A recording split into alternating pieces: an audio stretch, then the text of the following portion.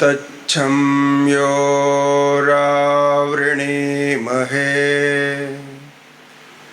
गातुं यज्ञाय गातुं यज्ञपतये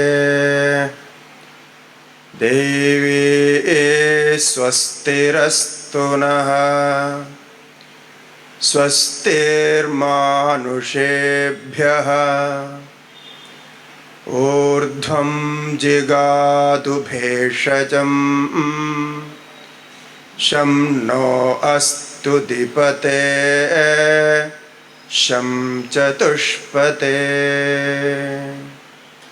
ॐ शान्ति शान्ति शान्तिः। ॐ नमो ब्रह्मादिभ्यो ब्रह्मविद्या संप्रदायकर्तृभ्यो वंश ऋषिभ्यो महद्भ्यो नमो गुरुभ्यः। सर्वोपप्लवरहितः प्रज्ञानघनः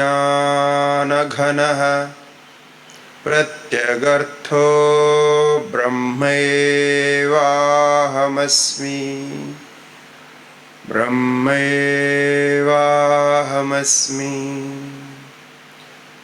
नारायणं पद्मभवं वसिष्ठं शक्तिं च तत्पुत्रपराशरं च व्यासं शुगं गौडपदं महान्तं गोविन्दयोगीन्द्रमथास्य शिष्यं श्रीशङ्कराचार्यमथास्य पद्मपादं च हस्तामलकं च शिष्यं तं तोडगं वार्तिककारमन्यान् अस्मद्गुरून् सन्ततमानतोऽस्मि। श्रुतिस्मृतिपुराणानामालयं करुणालयं नमामि भगवत्पादं शङ्करं लोकशङ्करं। शङ्करं शङ्कराचार्यं केशवं बादरायणं सूत्रभाष्यकृतौ वन्दे भगवन्तौ पुनः पुनः। ईश्वरो गुरुरात्मेति मूर्तिभेदविभागिने व्योमवद्व्याप्तदेहाय दक्षिणामूर्तये नमः। श्रीदक्षिणामूर्तये नमः। श्री गुरुभ्यो नमः। हरिः ओम। ओम नमो नारायणाय।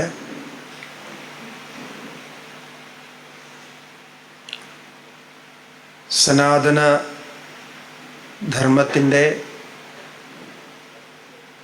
ഒരു ചെറിയ പരിചയപ്പെടൽ. അതിലെ ഇന്ന് അവസാന ദിവസമാണ്. നേരത്തെ പല പ്രാവശ്യം സൂചിപ്പിച്ച് വന്ന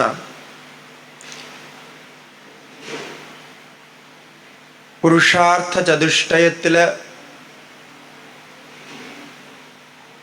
അടിസ്ഥാനമാക്കി, പുരുഷാർത്ഥ ചതുഷ്ടയത്തെ അടിസ്ഥാനമാക്കിയുള്ള ശാസ്ത്രത്തിലെ സാധനകൾ, ശാസ്ത്രസംബന്ധിയായിട്ടുള്ള സാധനകൾ. ശാസ്ത്രത്തിലെ സാധനകൾ എന്ന് പറയുമ്പോൾ ഇന്നലെ ഇവിടെ സൂചിപ്പിച്ചതുപോലെ നമ്മുടെ നിത്യകർമ്മങ്ങൾ, ഭഗവത് സ്മരണം, ഗുരുസ്മരണം, ഇതൊക്കെ ഉൾപ്പെടുന്നതാണ്.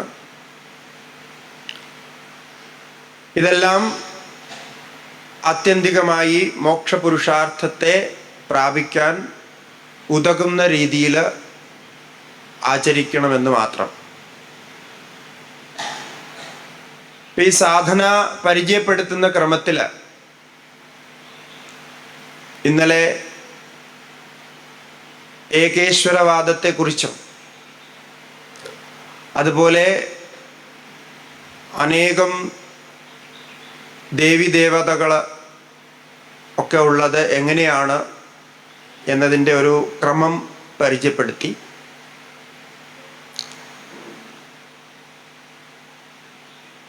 മുപ്പത്തിമൂന്ന് ദേവന്മാരെയാണ് വേദത്തിൽ മന്ത്രത്തോടു കൂടി അല്ലെങ്കിൽ ഹവിസ് അർപ്പിക്കുന്ന ദേവന്മാരായിട്ട് പറയപ്പെട്ടിട്ടുള്ളത്. ബാക്കി എല്ലാ ദേവന്മാരും, നമുക്കൊന്ന് അറിയാവുന്ന എല്ലാ ദേവന്മാരും ദേവികളും ഒക്കെ ഈ ദേവന്മാരുടെ തന്നെ ശക്തിവിശേഷങ്ങളാണ്. അതാണ് പിന്നീട് പല രൂപത്തിലും, കഥകളുടെ രൂപത്തിലും ഒക്കെ മാറി മാറി പുരാണങ്ങളിലൂടെ 30 മുക്കോടി ദേവന്മാരായിട്ട് മാറുന്നത് എന്നൊക്കെയാണ് ഇന്നലെ നമ്മൾ ചിന്തിച്ചത്. ശാസ്ത്രവിഹിതമായ കർത്തവ്യങ്ങളിൽ പ്രധാനമായ പഞ്ചമഹായജ്ഞം ഓരോ വ്യക്തിയും, പ്രത്യേകിച്ച് ഗൃഹസ്ഥനായിരിക്കുന്ന ഓരോ വ്യക്തിയും ഗൃഹത്തിൽ അനുഷ്ഠിക്കേണ്ടതാണ്. അതിൻ്റെ ഒരു സരളമായ അനുഷ്ഠാന രീതി ഇന്നലെ ഇവിടെ സൂചിപ്പിച്ചു. അപ്പം ഇന്ന് നമ്മുടെ പ്രഭാഷണ പരമ്പരയുടെ അവസാന ദിവസമാണ്. അതുകൊണ്ട് തന്നെ ഈ കാര്യങ്ങളൊക്കെ, സനാതനധർമ്മത്തിൻ്റെ തത്വങ്ങളൊക്കെ പ്രതിപാദിക്കുന്ന ശാസ്ത്രഗ്രന്ഥങ്ങളുടെ ഒരു വലിയ ശൃംഖലയുണ്ട്. അതൊക്കെ നമുക്ക് പരിചയമില്ലാത്തത് കൊണ്ട് തന്നെ എന്തിലെന്താ പറഞ്ഞിരിക്കുന്നത് എന്ന് വലിയ ഗ്രാഹ്യമൊന്നും നമുക്കില്ല. നമുക്കാകെ അറിയാവുന്ന ഒരു 3-4 ഗ്രന്ഥങ്ങളും അവരുടെ പേരുകളും അതിൻ്റെ ചില കാര്യങ്ങളൊക്കെയാണ്. എത്ര വ്യാപകമായിട്ടാണ് ഈ തത്വങ്ങളൊക്കെ പ്രതിപാദിച്ചിരിക്കുന്നത്. അതിൽ പ്രതിപാദിച്ചിരിക്കുന്ന തത്വങ്ങളൊക്കെ പ്രാക്ടിക്കലാണ്. പ്രാക്ടിക്കൽ എന്ന് നമ്മൾ ഇന്നത്തെ ഭാഷയിൽ പറയുമ്പോൾ ഒരു വ്യക്തിക്ക് അനുഷ്ഠാനം ചെയ്യാൻ കഴിയുന്നതാണ്. ശാസ്ത്രത്തിലുള്ള ഒരു നിയമം തന്നെ അങ്ങനെയാണ്. ശാസ്ത്രം ഒരു കാര്യം വിധിക്കുകയും അത് നമുക്ക് അനുഷ്ഠിക്കാൻ കഴിയുന്നില്ല എങ്കിൽ, അനുഷ്ഠിക്കാൻ പറ്റാത്തൊരു കാര്യം പറഞ്ഞുവെങ്കിൽ, മനുഷ്യൻ അനുഷ്ഠിക്കാൻ പറ്റുന്നില്ല അങ്ങനൊരു കാര്യം പറഞ്ഞു എങ്കിൽ ആ ശാസ്ത്രം പ്രമാണമല്ല എന്നാ പറയുക. അതായത് പറയപ്പെട്ടതൊക്കെ അനുഷ്ഠിക്കാൻ കഴിയുന്നതായിരിക്കണം. ഈ പറഞ്ഞ അവസ്ഥകളിൽ നേരത്തെ നമ്മൾ ചിന്തിച്ച ഒരു വ്യക്തിയുടെ ഓരോ അവസ്ഥയിലും അഭ്യസിച്ച് ഫലമുദ്ദേശിച്ച് അഭ്യസിച്ച് ചെയ്യാൻ കഴിയുന്നതായിരിക്കണം. അങ്ങനെയാണെങ്കിൽ മാത്രമേ അതിന് ശാസ്ത്രത്വമുള്ളൂ എന്നാണ്. തസ്മാ ശാസ്ത്രം പ്രമാണം ദേ എന്ന് എല്ലാം ഉപദേശിച്ചതിന് ശേഷം അർജുനനോട് ഭഗവാൻ പറയുന്നുണ്ട്. അതാണ് ശാസ്ത്രത്തിൻ്റെ സ്വരൂപം. അതിനർത്ഥം എന്താണ്? ശങ്കരാചാര്യ സ്വാമിജികൾ ഈശാവാസ്യ ഭാഷ്യത്തിൽ ഒരു വാക്യം പറയുന്നുണ്ട്. ന ശാസ്ത്രവിഹിതം കിഞ്ചിത് അകർത്തവ്യതാം ഇയാത്. നമ്മൾ ഓർത്തു വച്ചിരിക്കേണ്ട ഒരു കാര്യമാണ്. ശാസ്ത്രത്തിൽ പറഞ്ഞിട്ടുള്ള കാര്യങ്ങൾ ഒന്നും അകർത്തവ്യങ്ങളല്ല. അകർത്തവ്യം എന്ന് പറഞ്ഞാൽ ചെയ്യാൻ പറ്റാത്തതല്ല, ചെയ്യാൻ പാടില്ലാത്തതല്ല. ആര് എപ്പോൾ എന്തു ചെയ്യണമെന്ന് തിരിച്ചറിയണം, എന്നിട്ട് അങ്ങനെ ചെയ്യണമെന്നാണ്. അപ്പം അങ്ങനെയുള്ള ആ മഹത്തായ ശാസ്ത്രം നമ്മൾ രണ്ടാമത്തെ ദിവസം വേദത്തിൻ്റെ ഒരു സ്വരൂപത്തെക്കുറിച്ച് ചെറിയ രീതിയിലൊന്ന് ചർച്ച ചെയ്തിരുന്നു. അപ്പോൾ അതിൻ്റെ ബാക്കിയുള്ള വേദത്തിൻ്റെ തുടർന്നുള്ള ഗ്രന്ഥങ്ങൾ അതൊക്കെ എന്തൊക്കെയാണ്, ഇതെല്ലാം ചേർന്നതാണ് സനാതനധർമ്മത്തിൻ്റെ ഒരു സ്വരൂപം. ഇത്രയധികം ഗ്രന്ഥങ്ങൾ ഉള്ളത് കൊണ്ട് ഒന്നോ രണ്ടോ ഗ്രന്ഥങ്ങൾ ഉപലബ്ധമാകാതെ പോയാൽ, അല്ലെങ്കിൽ ഒരു വേള ഏതെങ്കിലും ഒരു ഗ്രന്ഥം നശിച്ചു പോയാൽ നമ്മുടെ ധർമ്മത്തിൻ്റെ ജ്ഞാനം നഷ്ടമായി പോകില്ല. കാരണം ഈ ശാസ്ത്രസമ്മതമായിട്ടുള്ള വഴിക്ക് ചിന്തിക്കുന്ന എല്ലാ ഗ്രന്ഥങ്ങളിലും എല്ലാ കാര്യവും വേണ്ട കാര്യങ്ങളൊക്കെ പറഞ്ഞു വച്ചിട്ടുണ്ടെന്നുള്ളതാണ്. ഏതെങ്കിലും ഒരു ഗ്രന്ഥം പഠിച്ചാൽ തന്നെ അയാൾക്ക് വേണ്ടത്രതെല്ലാം കിട്ടിക്കോളും. ഈ പറഞ്ഞ 4 പുരുഷാർത്ഥങ്ങളുടെ വിചാരവും അതിൻ്റെ കർമ്മവും ഫലവും ഒക്കെ അതിൽ വരുന്നു. അപ്പം അങ്ങനെയുള്ള വേദങ്ങൾ 4 വേദങ്ങളാണുള്ളത് നമുക്കറിയാം. 4 വേദങ്ങളെ 4ആയിട്ട് വിഭാജനം ചെയ്തത് വേദവ്യാസ ഋഷിയാണ്. അദ്ദേഹത്തിൻ്റെ മുഴുവൻ പേര് കൃഷ്ണദ്വൈപായന വേദവ്യാസൻ എന്നാണ്. അദ്ദേഹത്തിന് വ്യാസൻ എന്ന് പേര് കിട്ടിയത് തന്നെ ഇത്രയും വലിയ ഒരു എഡിറ്റിംഗ് നടത്തിയെന്നുകൊണ്ടാണ്. പിന്നെ 4 വേദങ്ങളെ വേദവ്യാസനല്ല ഉണ്ടാക്കിയത്. 4 വേദങ്ങൾ അനാദികാല സിദ്ധമായിരുന്നു. 4 വേദങ്ങളെ 4ആയി വിഭജിച്ചിരുന്നതിന് കാരണം ഓരോ വേദത്തിൻ്റെയും ഓരോ ലക്ഷണമാണ്. ഈ 4 ലക്ഷണം വെച്ചാണ് 4 വേദമായിട്ടിരിക്കുന്നത്. 4 വേദം എന്ന് പറയുമ്പോൾ 4 ഗ്രന്ഥങ്ങൾ എന്ന് മനസ്സിലാക്കരുത്. ഇപ്പോൾ അത് പബ്ലിഷ് ചെയ്ത് പ്രകാശനം ചെയ്ത് നമ്മൾ കാണുമ്പോൾ 4 ഗ്രന്ഥങ്ങളായിട്ട് കാണും. പക്ഷെ 4 വേദങ്ങൾ എന്ന് പറഞ്ഞാൽ മന്ത്രങ്ങളുടെ, അതിൽ പറഞ്ഞിരിക്കുന്ന സംഹിതാ മന്ത്രങ്ങളുടെ 4 തരം ലക്ഷണങ്ങളാണ്. അത് ഋഗ് ലക്ഷണത്തിൽപ്പെട്ടതിനെ ഋഗ്വേദം എന്ന് പറയും. അതിൻ്റെ ലക്ഷണങ്ങൾ ശാസ്ത്രത്തിൽ ശിക്ഷാഗ്രന്ഥങ്ങളിലും മീമാംസാ ദർശനത്തിലും ഒക്കെ പറഞ്ഞിട്ടുണ്ട്. ആ ലക്ഷണം അനുസരിച്ച് അങ്ങനെ വേർതിരിക്കുന്നു. അതുപോലെ യജുർവേദ മന്ത്രങ്ങൾക്കൊരു പ്രത്യേക ലക്ഷണമുണ്ട്. സാമവേദ മന്ത്രങ്ങൾക്കൊരു ലക്ഷണമുണ്ട്. അഥർവേദ മന്ത്രങ്ങൾക്ക് ലക്ഷണമുണ്ട്. ഇങ്ങനെ ആ ലക്ഷണം അനുസരിച്ചാണ് 4 വേദങ്ങളായിട്ട് വേദവ്യാസൻ അവയെ വേർതിരിച്ചത്. അങ്ങനെ വേർതിരിക്കേണ്ടി വന്നത് എന്തുകൊണ്ടെന്ന് ചോദിച്ചാൽ, ആ സമയത്ത് ദ്വാപര യുഗത്തിൻ്റെ ആ കാലഘട്ടത്തിൽ ഈ 4 വേദങ്ങളുടെ സ്വരൂപം പ്രത്യേകിച്ചല്ലാതെ എല്ലാം മിശ്രിതമായി പോയ ഒരവസ്ഥയുണ്ടായിരുന്നു. അതായത് ഈ കർമ്മം ചെയ്യുമ്പോൾ കർമ്മത്തിൽ ഓരോ വേദങ്ങളുടെയും പ്രത്യേക കർമ്മങ്ങളുണ്ട്. അപ്പോൾ നിങ്ങൾ എപ്പോഴെങ്കിലും യജ്ഞയാഗങ്ങളൊക്കെ കണ്ടിട്ടുണ്ടെങ്കിൽ അവിടെ നമുക്ക് നോക്കിയാൽ അറിയാം. ഋഗ്വേദം ചൊല്ലുന്നത്, ഇടയ്ക്ക് യജുർവേദത്തിൻ്റെ മന്ത്രങ്ങൾ സ്വാഹാകാരം പറഞ്ഞ് ചെയ്യുന്നത്, പിന്നെ സാമഗാനം ചെയ്യുന്നത്. ഇപ്പോൾ സോമയാഗമൊക്കെ കണ്ടു കഴിഞ്ഞാൽ അതിലൊക്കെ ഇതൊക്കെ കാണാൻ പറ്റും. അങ്ങനെ ഒരു മുഴുവൻ ഒരു വിസ്തരിച്ച പരിപാടിയാണത്. അപ്പോൾ അത് ഇങ്ങനെ തുടർന്ന് വന്നിട്ട് ഈ വേദത്തിലെ എല്ലാ മന്ത്രങ്ങളും ഒരുമിച്ചൊരു കർമ്മത്തിനെ നോക്കി തന്നെ ചെയ്യുന്നത് കൊണ്ട് ആ കർമ്മത്തിന് വേണ്ടിയുള്ള മന്ത്രങ്ങളുടെ ഒരു രൂപമായിട്ട് അങ്ങനെ മിശ്രിതമായിട്ട് വന്നു. ഓരോന്നിനും പ്രത്യേകിച്ച് സ്വരൂപമില്ലാതെയായി. മനസ്സിലായില്ലേ? ഒരു വേദത്തിൻ്റെ മന്ത്രം എന്ന് പറയുമ്പോൾ അത് തന്നെ നിൽക്കണം. പക്ഷെ അത് കർമ്മ അധിഷ്ഠിതമായിട്ട് ഋഗ്വേദം ചൊല്ലുമ്പോൾ ഋഗ്വേദത്തിൻ്റെ ഹോതാവ് ഋഗ്വേദം ചൊല്ലും, അധ്വർയു യജുർവേദം ചൊല്ലും, ഉദ്ഗാത സാമവേദം ചൊല്ലും. അങ്ങനെ ഓരോന്നും അവരുടെ കർത്തവ്യമായിട്ട് ഇങ്ങനെ ചെയ്തു വെച്ചു. ശരിക്ക് മുഴുവനായിട്ടുള്ള വേദത്തിൻ്റെ ആ സ്വരൂപം അങ്ങനെ വേർതിരിച്ചറിയാൻ പറ്റാത്ത ഒരു സ്ഥിതി വന്നു, സ്ഥിതി കാലമുണ്ടായിരുന്നു. അപ്പോൾ വേദവ്യാസ ഋഷി ഇന്നലെ നമ്മൾ പറഞ്ഞതുപോലെ അവതാരമെടുത്ത് ആ വിഭജിച്ച് കാണിച്ച് പഠിപ്പിക്കുക. കാരണം അതിനെ പുനരുദ്ധരിക്കണം. ഇല്ലെങ്കിൽ അങ്ങനെ മിശ്രിതമായിട്ട് പിന്നെ ആൾക്കാർക്ക് അറിയാൻ പറ്റാതെ പോകും.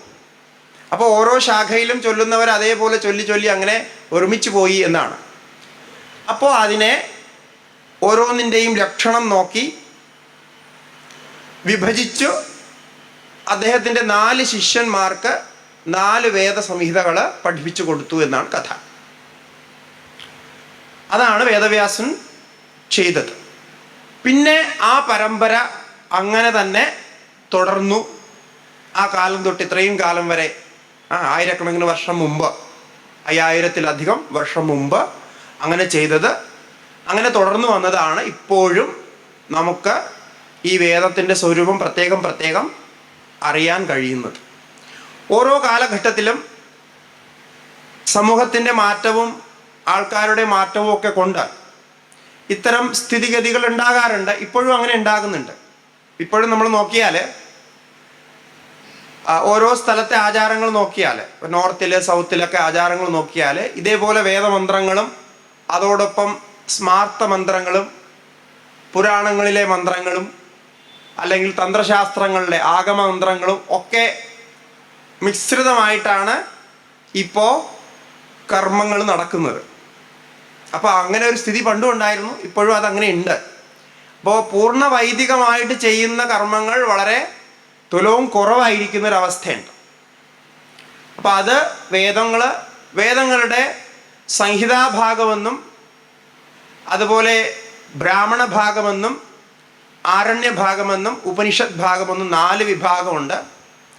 അതിൽ 4ാമത്തെ വിഭാഗം വേദത്തിൻ്റെ അന്തഭാഗമായിട്ട് വരുന്ന, അവസാന ഭാഗമായിട്ട് വരുന്നത് കൊണ്ടാണ് വേദാന്തം എന്നതിന് പേര് വന്നത്. ഈ ഉപനിഷത്ത് എന്ന് പറയുന്ന വിഭാഗം അങ്ങനെയാ വരിക. നമുക്ക് ഇന്ന് കിട്ടിയിട്ടുള്ള ഏത് ഉപനിഷത്ത് എടുത്താലും അത് ആ വേദശാഖയുടെ, ആ വേദത്തിൻ്റെ അവസാന ഭാഗം എന്ന രീതിയിലായിരിക്കും ഉണ്ടാവുക. ഇപ്പോൾ ഉദാഹരണം പറഞ്ഞാൽ പ്രസിദ്ധമായ ഈശാവാസ്യ ഉപനിഷത്ത് നിങ്ങളെല്ലാവരും കേട്ടിരിക്കുമല്ലോ. ഈശാവാസ്യ ഉപനിഷത്തിനെ കുറിച്ച്, ഈശാവാസ്യമിതകം സർവം യത്കിഞ്ച ജഗത്യാം ജഗത്ത് എന്ന് പറയുന്ന മഹത്തായ ആ ഉപനിഷത്ത് ലോകപ്രശസ്തമായ ഉപനിഷത്താണത്. ഈ ഈശാവാസ്യ ഉപനിഷത്ത് കൃഷ്ണ ശുക്ല യജുർവേദത്തിൻ്റെ 40 അധ്യായങ്ങളുള്ള സംഹിതയിൽ 40ാമത്തെ അധ്യായമായിട്ടാണ് വരുന്നത്. അതാണ് ഈശാവാസ്യ ഉപനിഷത്ത്. അപ്പോൾ വേദത്തിൻ്റെ ആ ഭാഗത്തിൻ്റെ അന്തമായിട്ട് വരുന്നു.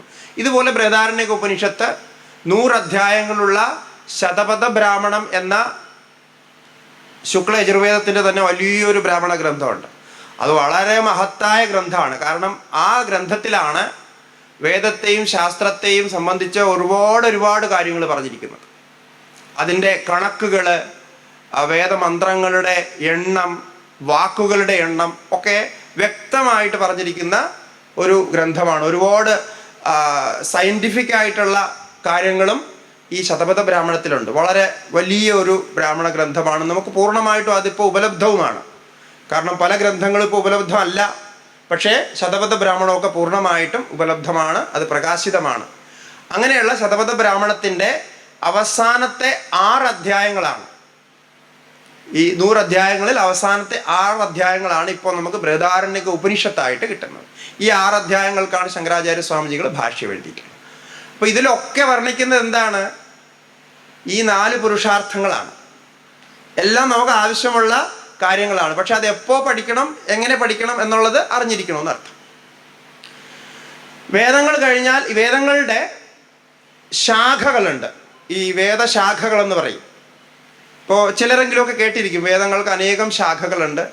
ഈ തൈത്തരീയ ശാഖ, അതുപോലെ ശുക്ലയജുർവേദത്തിൻ്റെ അനേകം ശാഖകൾ, അങ്ങനെ ശാഖാഭേദത്തിലുണ്ട്. ഈ ശാഖകളെന്ന് പറഞ്ഞാൽ ഓരോരോ ഋഷിയുടെയും അത് കുലങ്ങൾ അനുസരിച്ച് ആ കുലത്തിൻ്റെയും ഒക്കെ അഭ്യാസം അനുസരിച്ച് വരുന്നതാണ്.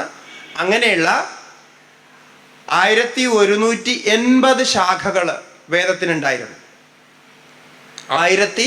1180 ശാഖകൾ മുഴുവൻ വേദത്തിന് ഉണ്ടായിരുന്നതായിട്ടാണ് സൂചിപ്പിച്ചിട്ടുള്ളത് ആ വേദസംബന്ധമായിട്ട് തന്നെയുള്ള ഉപനിഷത്തുകളിലുമൊക്കെ. പക്ഷേ കാലം ഇങ്ങനെ മാറി മാറിപ്പോയി.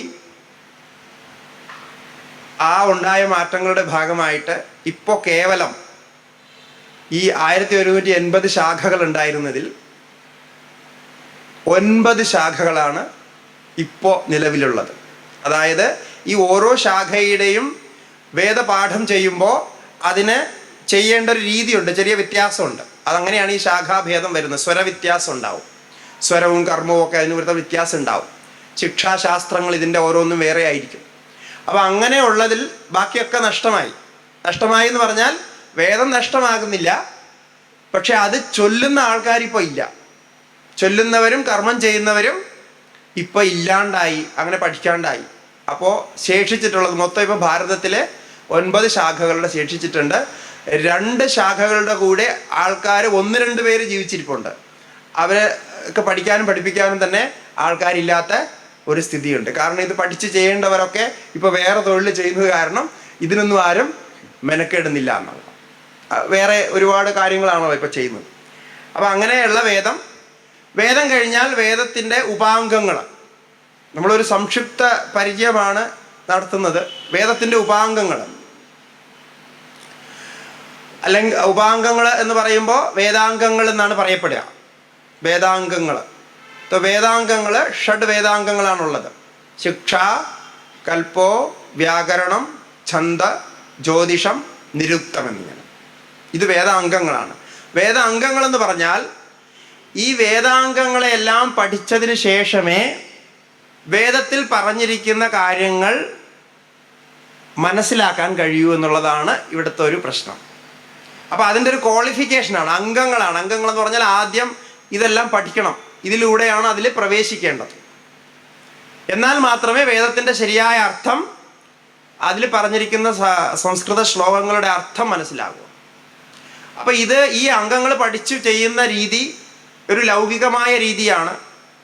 പിന്നെ സിദ്ധി കൊണ്ടും അവരെ തപസ്സുകൊണ്ടും ജ്ഞാനം കൊണ്ടും അങ്ങനെ ഒരു കഴിവ് സമ്പാദിച്ചാൽ, കാരണം അങ്ങനെ ഒരു കഴിവ് ഭഗവാന്റെ അനുഗ്രഹം കൊണ്ട് ഉണ്ടായാൽ അതിലൂടെയും വേദത്തിലേക്ക് പ്രവേശിക്കാം എന്നൊരു എളുപ്പ വഴിയുണ്ട്. അലൗകികമായിട്ടുള്ള ശക്തി സമ്പാദിച്ച് അങ്ങനെയും വേദത്തിൻ്റെ അർത്ഥം മനസ്സിലാക്കാൻ കഴിയും. പക്ഷെ ശരിയായിട്ടുള്ള രീതി ഇങ്ങനെ മനസ്സിലാക്കുന്നതാണ് ഈ 4 അംഗങ്ങളിൽ. ഇപ്പം 4 അംഗങ്ങളിൽ നമുക്ക് പരിചയമുള്ളത് ആദ്യ ശിക്ഷ എന്ന് പറയുന്ന ഒരു അംഗം.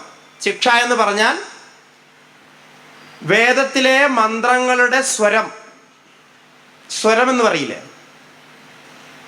സ്വരം എന്ന് പറഞ്ഞാൽ നമുക്കറിയാലോ, വേദം ചൊല്ലുമ്പോൾ ഉപാത്ത അനുപാത്തങ്ങളൊക്കെ ആയിട്ട് ചൊല്ലേണ്ടതുണ്ട്. മന്ത്രങ്ങളുടെ സ്വരം, ഈ സ്വര സംബന്ധമായിട്ടുള്ള ശാസ്ത്രമാണ് ശിക്ഷാശാസ്ത്രം എന്നറിയപ്പെടുന്നത്. നമ്മുടെ മലയാളത്തിലെ ശിക്ഷയല്ല, ആ ശാസ്ത്രത്തിൻ്റെ പേരാണ് ശിക്ഷണം എന്നർത്ഥത്തിൽ ശിക്ഷ. അത് പാണിനീയ ശിക്ഷ, കാത്യായന ശിക്ഷ, ഇങ്ങനെ ഓരോ പേരിലും ഓരോ ഋഷിമാരുടെ പരമ്പരയുടെ പേരിൽ ആ ശിക്ഷാഗ്രന്ഥങ്ങളുണ്ട്. ആ ശിക്ഷാഗ്രന്ഥങ്ങൾക്കനുസരിച്ചിട്ടാണ് വേദത്തിൻ്റെ ഓത്ത് ചൊല്ലൽ നടക്കുക. അത് അതിൻ്റെ നിയമമാണ്. ആ നിയമം വളരെ വ്യവസ്ഥിതമായ നിയമമാണ്, ശാസ്ത്രീയമായ നിയമമാണ്.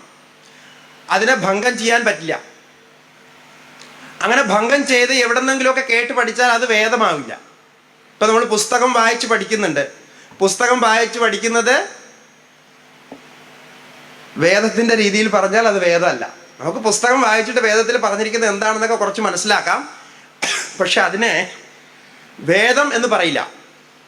വേദം എന്താണെന്ന് ചോദിച്ചു കഴിഞ്ഞാൽ ഈ ശിക്ഷാശാസ്ത്രത്തിൻ്റെ നിയമമനുസരിച്ച് ചൊല്ലുന്നതാണ് വേദം. ഗുരുവിൽ നിന്ന് ചൊല്ലി കേട്ട് പഠിച്ച് ശിഷ്യൻ അതുപോലെ ചൊല്ലുക, അതാണ് വേദം. അതുകൊണ്ട് പണ്ട് കാലത്ത് പുസ്തകങ്ങളിൽ ഇത് എഴുതിയിരുന്നില്ല. ഇപ്പോൾ പുസ്തകങ്ങൾ എല്ലാവരും, എല്ലാ പ്രകാശകരും വേദത്തിൻ്റെ പേര് പറഞ്ഞ് എന്തൊക്കെയോ പ്രസിദ്ധീകരിക്കുന്നുണ്ട്. അതൊന്നും കൊണ്ട് ഏതൊരു കാര്യമില്ല. കാരണം അത് വായിച്ചാൽ നമുക്ക് അതിൽ എഴുതിയിരിക്കുന്ന കാര്യങ്ങൾ എന്താണെന്നൊക്കെ കുറച്ച് ചിലപ്പോൾ മനസ്സിലാകും. അതും നേരത്തെ പറഞ്ഞതുപോലെ അതിൽ വ്യാഖ്യാനിക്കുന്നവർ അത്ര യോഗ്യരായിരിക്കണം. ഈ പറഞ്ഞ വേദ അംഗങ്ങളൊക്കെ പഠിച്ചവരായിരിക്കണം. വെറുതെ സംസ്കൃതം പഠിച്ചുകൊണ്ട് അല്ലെങ്കിൽ ഒരു ഡിക്ഷണറി, സംസ്കൃതം ഇംഗ്ലീഷും സംസ്കൃതം മലയാളവും ഡിക്ഷണറിയൊക്കെ വാങ്ങിച്ചു വെച്ച് അതെല്ലാം നോക്കിയിട്ട് വേദത്തിൻ്റെ അർത്ഥം പറഞ്ഞാൽ അതൊക്കെ പൊട്ടത്തരമാണ്.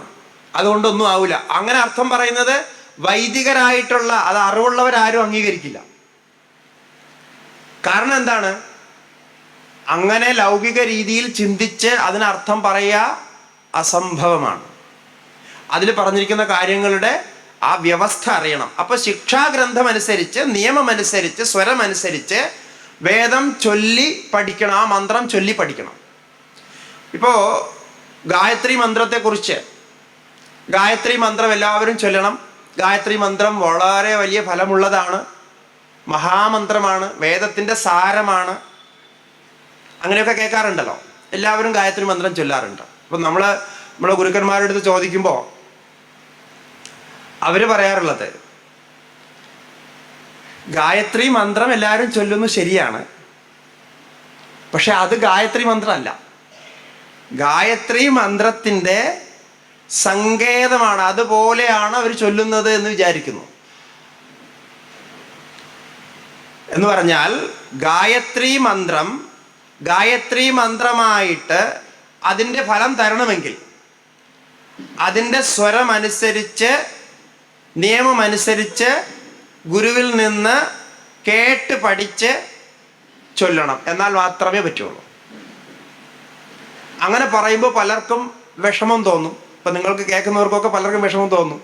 ഇത് സ്വാമിജി ഒരു വളരെ സങ്കുചിതമായ രീതിയിൽ പറയുന്നതാണ്, അതങ്ങനെ, അല്ലെങ്കിൽ ഗുരുക്കന്മാരുടെ അടുത്ത് വരാൻ വേണ്ടിയിട്ട് പറയുന്നതാണ് എന്നൊക്കെയുള്ള സ്വാഭാവികമായിട്ട് നമ്മൾ അങ്ങനെയൊക്കെ തർക്കിക്കാറുണ്ടല്ലോ. പക്ഷെ അതിൻ്റെ സത്യം എന്തെന്ന് ചോദിച്ചാൽ, നേരത്തെ ഞാൻ പറഞ്ഞതുപോലെ നമുക്ക് ചൊല്ലാം. നമുക്കൊരു ആകാംക്ഷ ഉണ്ടെങ്കിൽ ഏത് മന്ത്രവും ചൊല്ലാം. കാരണം മറ്റ് മതങ്ങൾ പറയുന്നത് പോലെ നമ്മുടെ ഇവിടെ വേറെ തടസ്സമൊന്നുമില്ല. നിങ്ങൾക്ക് ഏത് പുസ്തക കടയിൽ പോയിട്ടും വേദത്തിൻ്റെ പുസ്തകം വാങ്ങിയിട്ട് നിങ്ങൾക്ക് പഠിക്കാം, അതിൻ്റെ അർത്ഥം മനസ്സിലാക്കാം, ഒക്കെ ചെയ്യാം. പക്ഷെ വൈദിക രീതിയിൽ അത് വേദമാവില്ല എന്ന് മാത്രമേ ഉള്ളൂ. അതുകൊണ്ട് നമുക്കൊന്നും ചെയ്യാൻ പറ്റില്ല. അതിൻ്റെ കാര്യമൊക്കെ മനസ്സിലാക്കി പഠിച്ച് മിണ്ടാതിരിക്കാം. ഇപ്പോൾ അതിനൊരു ഉദാഹരണം പറഞ്ഞാൽ നിങ്ങൾക്ക് പെട്ടെന്ന് മനസ്സിലാവും ഞാൻ ഈ പറയുന്ന കഥ എന്താണെന്ന്. ഇപ്പോൾ വാതാപി ഗണപതി എന്ന ഹംസധ്വനിയിൽ ആദ്യ താളത്തിൽ ഒരു കീർത്തനമുണ്ട് അല്ലേ? എല്ലാവരും കേട്ട് പരിചയിച്ചുള്ള കീർത്തനമാണ് ഈ വാതാപി ഗണപതി എന്ന കീർത്തനം. ഹംസധ്വനി രാഗത്തിൽ ആദ്യ താളത്തിലുള്ള, അതിൽ സ്വരബദ്ധമായിട്ടുള്ള കീർത്തനം നമുക്ക് ആർക്ക് വേണമെങ്കിലും പാടാൻ പാടില്ല എന്നുണ്ടോ? നമുക്ക് കാസറ്റ് കേട്ട് ആർക്ക് വേണമെങ്കിലും പാടാം, പുസ്തകത്തിൽ നോക്കി വായിക്കാം, ഒക്കെ ആവാം. പക്ഷേ നമ്മൾ പാടിയാൽ അത് ശരിക്കുള്ള വാതാപി ആകുമോ? ആകില്ല. അത് യേശുദാസോ അല്ലെങ്കിൽ അങ്ങനെ യേശുദാസിനെ പോലെയൊക്കെയുള്ള വലിയ വിദ്വാൻമാർ സ്വരമനുസരിച്ച്, രാഗമനുസരിച്ച്, അതിൻ്റെ നിയമങ്ങളനുസരിച്ച് ഗുരുവിൽ നിന്ന് പഠിച്ച് സസ്വരം പാടുന്നതും, പല്ലവി അനുപല്ലവിയൊക്കെ അതിൻ്റെ നിയമം അനുസരിച്ച് പാടുന്നു. നമ്മളത് കേട്ട് പഠിച്ച് ബാത്റൂമിലൊക്കെ നിന്നിങ്ങനെ മൂളിപ്പാട്ട് പാടുന്നത് പോലെ പാടുന്നതുമായിട്ട് ഒരുപാട് വ്യത്യാസമുണ്ട് ഇല്ലേ? ഇതാണ് ഈ വ്യത്യാസം. അപ്പോൾ അവർ അത്രയും ശ്രമം ചെയ്ത് അതാണ് അതിൻ്റെ പാടുന്ന രീതി. നമ്മൾ പാടുന്നതും വാതാപിയാണ്, പക്ഷെ അത് വാതാപിയുടെ കീർത്തനത്തിൻ്റെ രീതിയിലാവില്ല എന്ന് മാത്രമേ ഉള്ളൂ. അത്രേ ഫലം ഉണ്ടാവുള്ളൂ. നമ്മളാരും കീർത്തനം പാടാൻ വിളിക്കില്ല. നമ്മൾ വാതാപി എത്ര തന്നെ പാടിക്കൊണ്ടിരുന്നാലും ഒരു സദസ്സിന് നമ്മളെ വിളിക്കുമോ? വിളിക്കില്ല. നമ്മളെ സദസ്സിന് വിളിക്കാത്തതിന് കാരണം എന്താ? നമ്മളതിന് നിയമം അനുസരിച്ച് പഠിച്ചിട്ടില്ല. നമ്മൾ ഈ കേട്ട് പഠിച്ച് മൂളിപ്പാട്ട് പഠിച്ച ഏത് കുട്ടിക്കും പാടാൻ പറ്റും. അതുപോലെയാണ്. അപ്പം അതിന് തടസ്സമൊന്നുമില്ല, പാടുന്നതിന് തടസ്സമൊന്നുമില്ല. പാടിയാൽ അത് നിങ്ങൾക്കെതിരായിട്ട് കേസ് വരുമെന്നോ അല്ലെങ്കിൽ ആരോപണം വരുമെന്നോ അങ്ങനെയൊന്നുമില്ല. പക്ഷേ അതിൻ്റെ ഫലമില്ല. അങ്ങനെ പറയുന്ന വ്യവസ്ഥയാണ് ഈ ശിക്ഷാഗ്രന്ഥം. ശിക്ഷാഗ്രന്ഥം വളരെ ശാസ്ത്രീയമാണ്, അതിനെക്കുറിച്ചൊക്കെ വിസ്തരിച്ച് പറയാനുണ്ട്. പക്ഷേ സംക്ഷിപ്തത്തിൽ അത് മനസ്സിലാക്കാം. അത് അറിയണം, വേദത്തിൻ്റെ സ്വരങ്ങൾ മനസ്സിലാക്കാൻ. പിന്നെ ഈ സ്വരങ്ങൾ മാറിയാൽ ഒരു പ്രശ്നമുണ്ട്. അതും പലരും ചോദിക്കാറുണ്ട്. ഇപ്പോൾ നമ്മൾ ചിട്ടയോടുകൂടി ഒന്ന് ചൊല്ലുമ്പോൾ അതിന് സ്വരം മാറിയാൽ ദോഷം വരുമെന്ന്. പക്ഷെ സ്വരം മാറിയാൽ ദോഷം വരും എന്ന് ഉള്ളതുണ്ട്. അതിന് കാരണം എന്നാൽ ചില വാക്കുകളുടെ സംയോജനം, അതിന് സംസ്കൃതത്തിൽ സംഹിത എന്നാ പറയുക. ഈ സംഹിത എന്ന് പറയുന്ന സംയോജനത്തിൽ ഇടയ്ക്ക് ചില കാര്യങ്ങൾ കമ്മ്യൂണിക്കേറ്റ് ചെയ്യും. അത് ഈ സ്വരത്തിലൂടെയാണ് കമ്മ്യൂണിക്കേറ്റ് ചെയ്യുക. ഉദാത്തവും അനുദാത്തവുമായിട്ടുള്ള സ്വരങ്ങൾ അതിൽ ഘടിപ്പിച്ചിരിക്കുന്നത് ഒരു പ്രത്യേക നിയമം അനുസരിച്ചിട്ടാണ്. ആ നിയമമാണ് ഈ ശിക്ഷാഗ്രന്ഥങ്ങൾ പറഞ്ഞത്. നമ്മൾ ഗ്രന്ഥം വായിച്ചാലും എന്തു തന്നെ വായിച്ചാലും അത് കേട്ട് പഠിക്കാതെ ഒരിക്കലും പഠിക്കാൻ പറ്റില്ല. ഇപ്പോൾ വാതാപി കേട്ട് പഠിക്കാതെ, സ്വരം അഭ്യസിച്ച് പഠിക്കാതെ എപ്പോഴെങ്കിലും പഠിക്കാൻ പറ്റുമോ പൂർണ്ണമായിട്ട്? ഇല്ല. അതൊക്കെ ഒരു ഡ്യൂപ്ലിക്കേറ്റ് പാട്ടാവുക മാത്രം. വാതാപി പോലൊരു പാട്ട് എന്ന് പറയാം. അതുപോലെയുള്ള ഒരു സ്ഥിതി ഉണ്ട് അതിൽ. അത്രയും വ്യവസ്ഥിതമായിട്ടുള്ള വേദത്തിൻ്റെ നിയമമാണ് ശിക്ഷാഗ്രന്ഥം. അത് കഴിഞ്ഞാൽ കൽപ്പഗ്രന്ഥം എന്ന് പറയും. കൽപ്പം എന്ന് പറഞ്ഞാൽ വേദത്തിൽ പറഞ്ഞിട്ടുള്ള കാര്യങ്ങളൊക്കെ നമ്മുടെ ഇഷ്ടങ്ങൾ സാധിക്കാൻ വേണ്ടിയിട്ട്. ഇപ്പോൾ നേരത്തെ പറഞ്ഞത് ഒരുപാട് ആഗ്രഹങ്ങൾ നമുക്കുണ്ടല്ലോ ജീവിതത്തിൽ, എണ്ണമറ്റ ആഗ്രഹങ്ങളുണ്ട്. ആ ആഗ്രഹങ്ങളൊക്കെ പ്രാപിക്കാൻ ഈ വേദത്തിൽ പറഞ്ഞ കർമ്മങ്ങളൊക്കെ എങ്ങനെ അനുഷ്ഠിക്കണം, അതിൻ്റെ ക്രമം എന്താണ്, അതൊക്കെ പറയുന്നതാണ് ഋഷിമാരാൽ രചിക്കപ്പെട്ട കൽപ്പഗ്രന്ഥങ്ങൾ. ഈ കൽപ്പഗ്രന്ഥങ്ങളിൽ ധർമ്മസൂത്രങ്ങൾ, ഗൃഹ്യസൂത്രങ്ങൾ, ശ്രൗതസൂത്രങ്ങൾ, ശുൽബസൂത്രങ്ങൾ, ഇങ്ങനെ 4 വിഭാഗമുണ്ട്.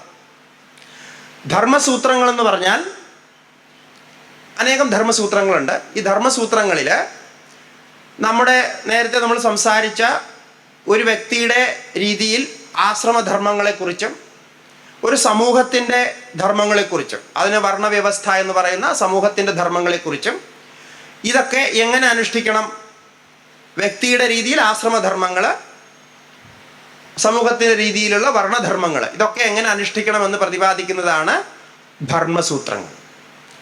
ധർമ്മസൂത്രങ്ങൾ കഴിഞ്ഞാൽ പിന്നെ ഉള്ളത് ശ്രൗതസൂത്രങ്ങൾ. ശ്രൗതസൂത്രങ്ങൾ ശരിക്ക് കർമ്മങ്ങളെ വിധിക്കുന്നതാണ്. ഇപ്പം ഇന്നലെ നമ്മൾ സംസാരിച്ചതുപോലെ പഞ്ചയജ്ഞങ്ങളെക്കുറിച്ച് പറഞ്ഞു.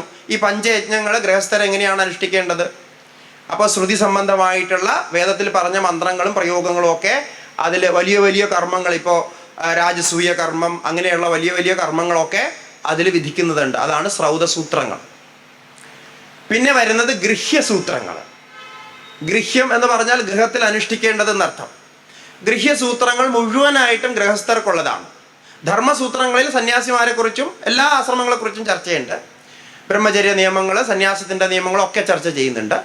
പക്ഷേ ഗൃഹ്യസൂത്രങ്ങളിൽ ഗൃഹത്തിൽ അനുഷ്ഠിക്കേണ്ടത് വിവാഹം കഴിഞ്ഞ് ഷോഡശ സംസ്കാരങ്ങൾ, ഗർഭാധാനം തുടങ്ങിയിട്ടുള്ള സംസ്കാരങ്ങൾ, ഇപ്പോൾ വിവാഹ ജീവിതത്തിൽ തുടങ്ങുന്ന കാര്യങ്ങളൊക്കെ പറഞ്ഞിട്ടുള്ള ഗ്രന്ഥമാണ് ഗൃഹ്യസൂത്രങ്ങൾ എന്ന് പറയും. ഇപ്പം ഗൃഹ്യസൂത്രങ്ങളിലാണ് നമ്മുടെ ഈ വേദത്തിൽ പറഞ്ഞിരിക്കുന്ന ആചാരങ്ങളുടെ, ഗൃഹത്തിൽ അനുഷ്ഠിക്കേണ്ട ആചാരങ്ങളുടെ ഒരു പ്രത്യേക വിവരണമുള്ളത്. പഞ്ചയജ്ഞങ്ങളുടെയും ബാക്കിയൊക്കെ അതിലുണ്ട്.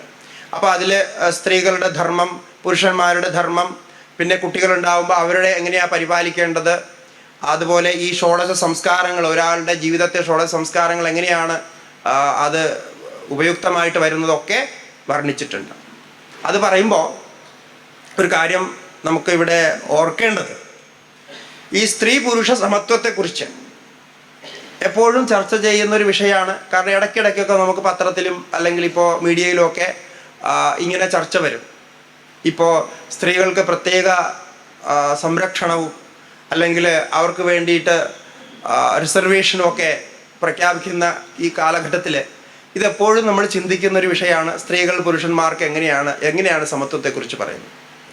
അതിൽ വ്യക്തമായിട്ടും പറയാം, നേരത്തെ ഞാൻ സൂചിപ്പിച്ചതുപോലെ നമ്മുടെ സനാതന ധർമ്മം അനുസരിച്ച് സ്ത്രീ പുരുഷ സമത്വം വളരെ വ്യക്തമാണ്. അതിൽ സ്ത്രീ പുരുഷ സമത്വത്തിന് അവിടെ യാതൊരു കോംപ്രമൈസും ഇല്ല. അതിനർത്ഥം പുരുഷന്മാർ ചെയ്യുന്നതെല്ലാം സ്ത്രീകൾ ചെയ്യുമെന്നും സ്ത്രീകൾ ചെയ്യുന്നതെല്ലാം പുരുഷന്മാർ ചെയ്യുമെന്നും അല്ല. ഇവിടെയാണ് ഈ കൺഫ്യൂഷൻ വരുന്നത്. സ്ത്രീ പുരുഷ സമത്വത്തെ ലോകത്ത് ഏതെങ്കിലും ധർമ്മം ഇത്രയും നന്നായിട്ട് പറഞ്ഞിട്ടുണ്ടോ എന്ന് ചോദിച്ചാൽ ഇല്ല എന്ന് തന്നെ പറയണം. അത്രയും വ്യക്തമായിട്ടാണ് ഏത് ഗ്രന്ഥത്തിൽ നോക്കിയാൽ അങ്ങനെയാണ് പറഞ്ഞിരിക്കുന്നത്. പക്ഷെ അത് അറിയാത്തത് കൊണ്ട്, ഇപ്പൊ ഇന്നലെ നമ്മൾ സംസാരിച്ചതുപോലെ ഗൃഹസ്ഥാശ്രമത്തിൽ സ്ത്രീ പുരുഷ സമത്വമുണ്ട് എന്ന് പറഞ്ഞാൽ അതെങ്ങനെയാണ് അത് മാനേജ് ചെയ്തിരിക്കുന്നതെന്ന് ഗൃഹ്യസൂത്രങ്ങളിൽ നോക്കണം. പുരുഷന്മാർക്ക് പറഞ്ഞിട്ടുള്ള കർത്തവ്യങ്ങൾ പുരുഷന്മാർ ചെയ്യുക, സ്ത്രീകൾക്ക് പറഞ്ഞിട്ടുള്ള കർത്തവ്യങ്ങൾ സ്ത്രീകൾ ചെയ്യുക. ഇത് എല്ലാ കർമ്മവും എല്ലാവരും ചെയ്യണ രീതിയല്ല അവിടെ പറയുന്നത്. അങ്ങനെ ആയിക്കഴിഞ്ഞാൽ കാര്യം നടക്കില്ല. അതിപ്പോഴും എങ്ങനെയായാലും നടക്കില്ല. അതുപോലെ നമ്മുടെ ഇത് സംബന്ധിച്ച് ചിന്തിക്കുമ്പോൾ ഓരോ സമയത്തും നമ്മുടെ സമൂഹത്തിൽ അനേകം അനാചാരങ്ങളുണ്ടാവും. അനാചാരങ്ങളെന്ന് പറഞ്ഞാൽ എന്താ അറിയുമല്ലോ? വിധിപ്രകാരമുള്ള ആചാരങ്ങളെ തെറ്റിച്ചുകൊണ്ട് ഒരു സമൂഹം ചെയ്യുന്നത് തോന്നിയതുപോലെ ഒരു ആചാരം ചെയ്താൽ അനാചാരം എന്നാ പറയാ, തെറ്റായ ആചാരം. അങ്ങനെയുള്ള ഇപ്പോൾ നിലനിൽക്കുന്ന വളരെ ഭയാനകമായിട്ടുള്ള, അല്ലെങ്കിൽ സമൂഹത്തെ ഏറ്റവും കൂടുതൽ ഭയപ്പെടുത്തിക്കൊണ്ടിരിക്കുന്ന ഉണ്ടാക്കിക്കൊണ്ടിരിക്കുന്ന ഏറ്റവും വലിയൊരു പ്രശ്നമാണ്, അനാചാരമാണ് എന്ന് തന്നെ ഞാൻ പറയുകയാണ്. അതാണ് സ്ത്രീധനം എന്ന പ്രശ്നം. വിവാഹത്തെക്കുറിച്ച് വിവാഹ സൂക്തം എന്നൊരു സൂക്തം ഋഗ്വേദത്തിലുണ്ട്. അതൊക്കെ എപ്പോഴെങ്കിലും എവിടെയെങ്കിലും കിട്ടുകയാണെങ്കിൽ, നേരത്തെ പറഞ്ഞ പുസ്തകത്തിലെ കിട്ടുകയാണെങ്കിൽ ഒന്ന് വായിച്ചു നോക്കാം. എത്ര മഹത്തായ രീതിയിലാണത് വർണ്ണിച്ചിരിക്കുന്നത്. ഈ സ്ത്രീധന വ്യവസ്ഥ വളരെ തെറ്റായ ഒരു കാര്യമാണ്. സ്മൃതികളൊക്കെ അതിനെ നിന്ദിച്ചുകൊണ്ട്, സ്ത്രീധനം ചോദിച്ചു വാങ്ങുന്ന വരനെയും വരൻ്റെ ആൾക്കാരെയും നിന്ദിച്ചുകൊണ്ട് അവർ പാപികളായി തീരും എന്നാണ് സ്പഷ്ടമായിട്ട് പറഞ്ഞിരിക്കുന്നത്. എങ്ങനെ ഈ വ്യവസ്ഥ വന്നുകൂടി എന്ന് ഒരു നിശ്ചയമില്ല.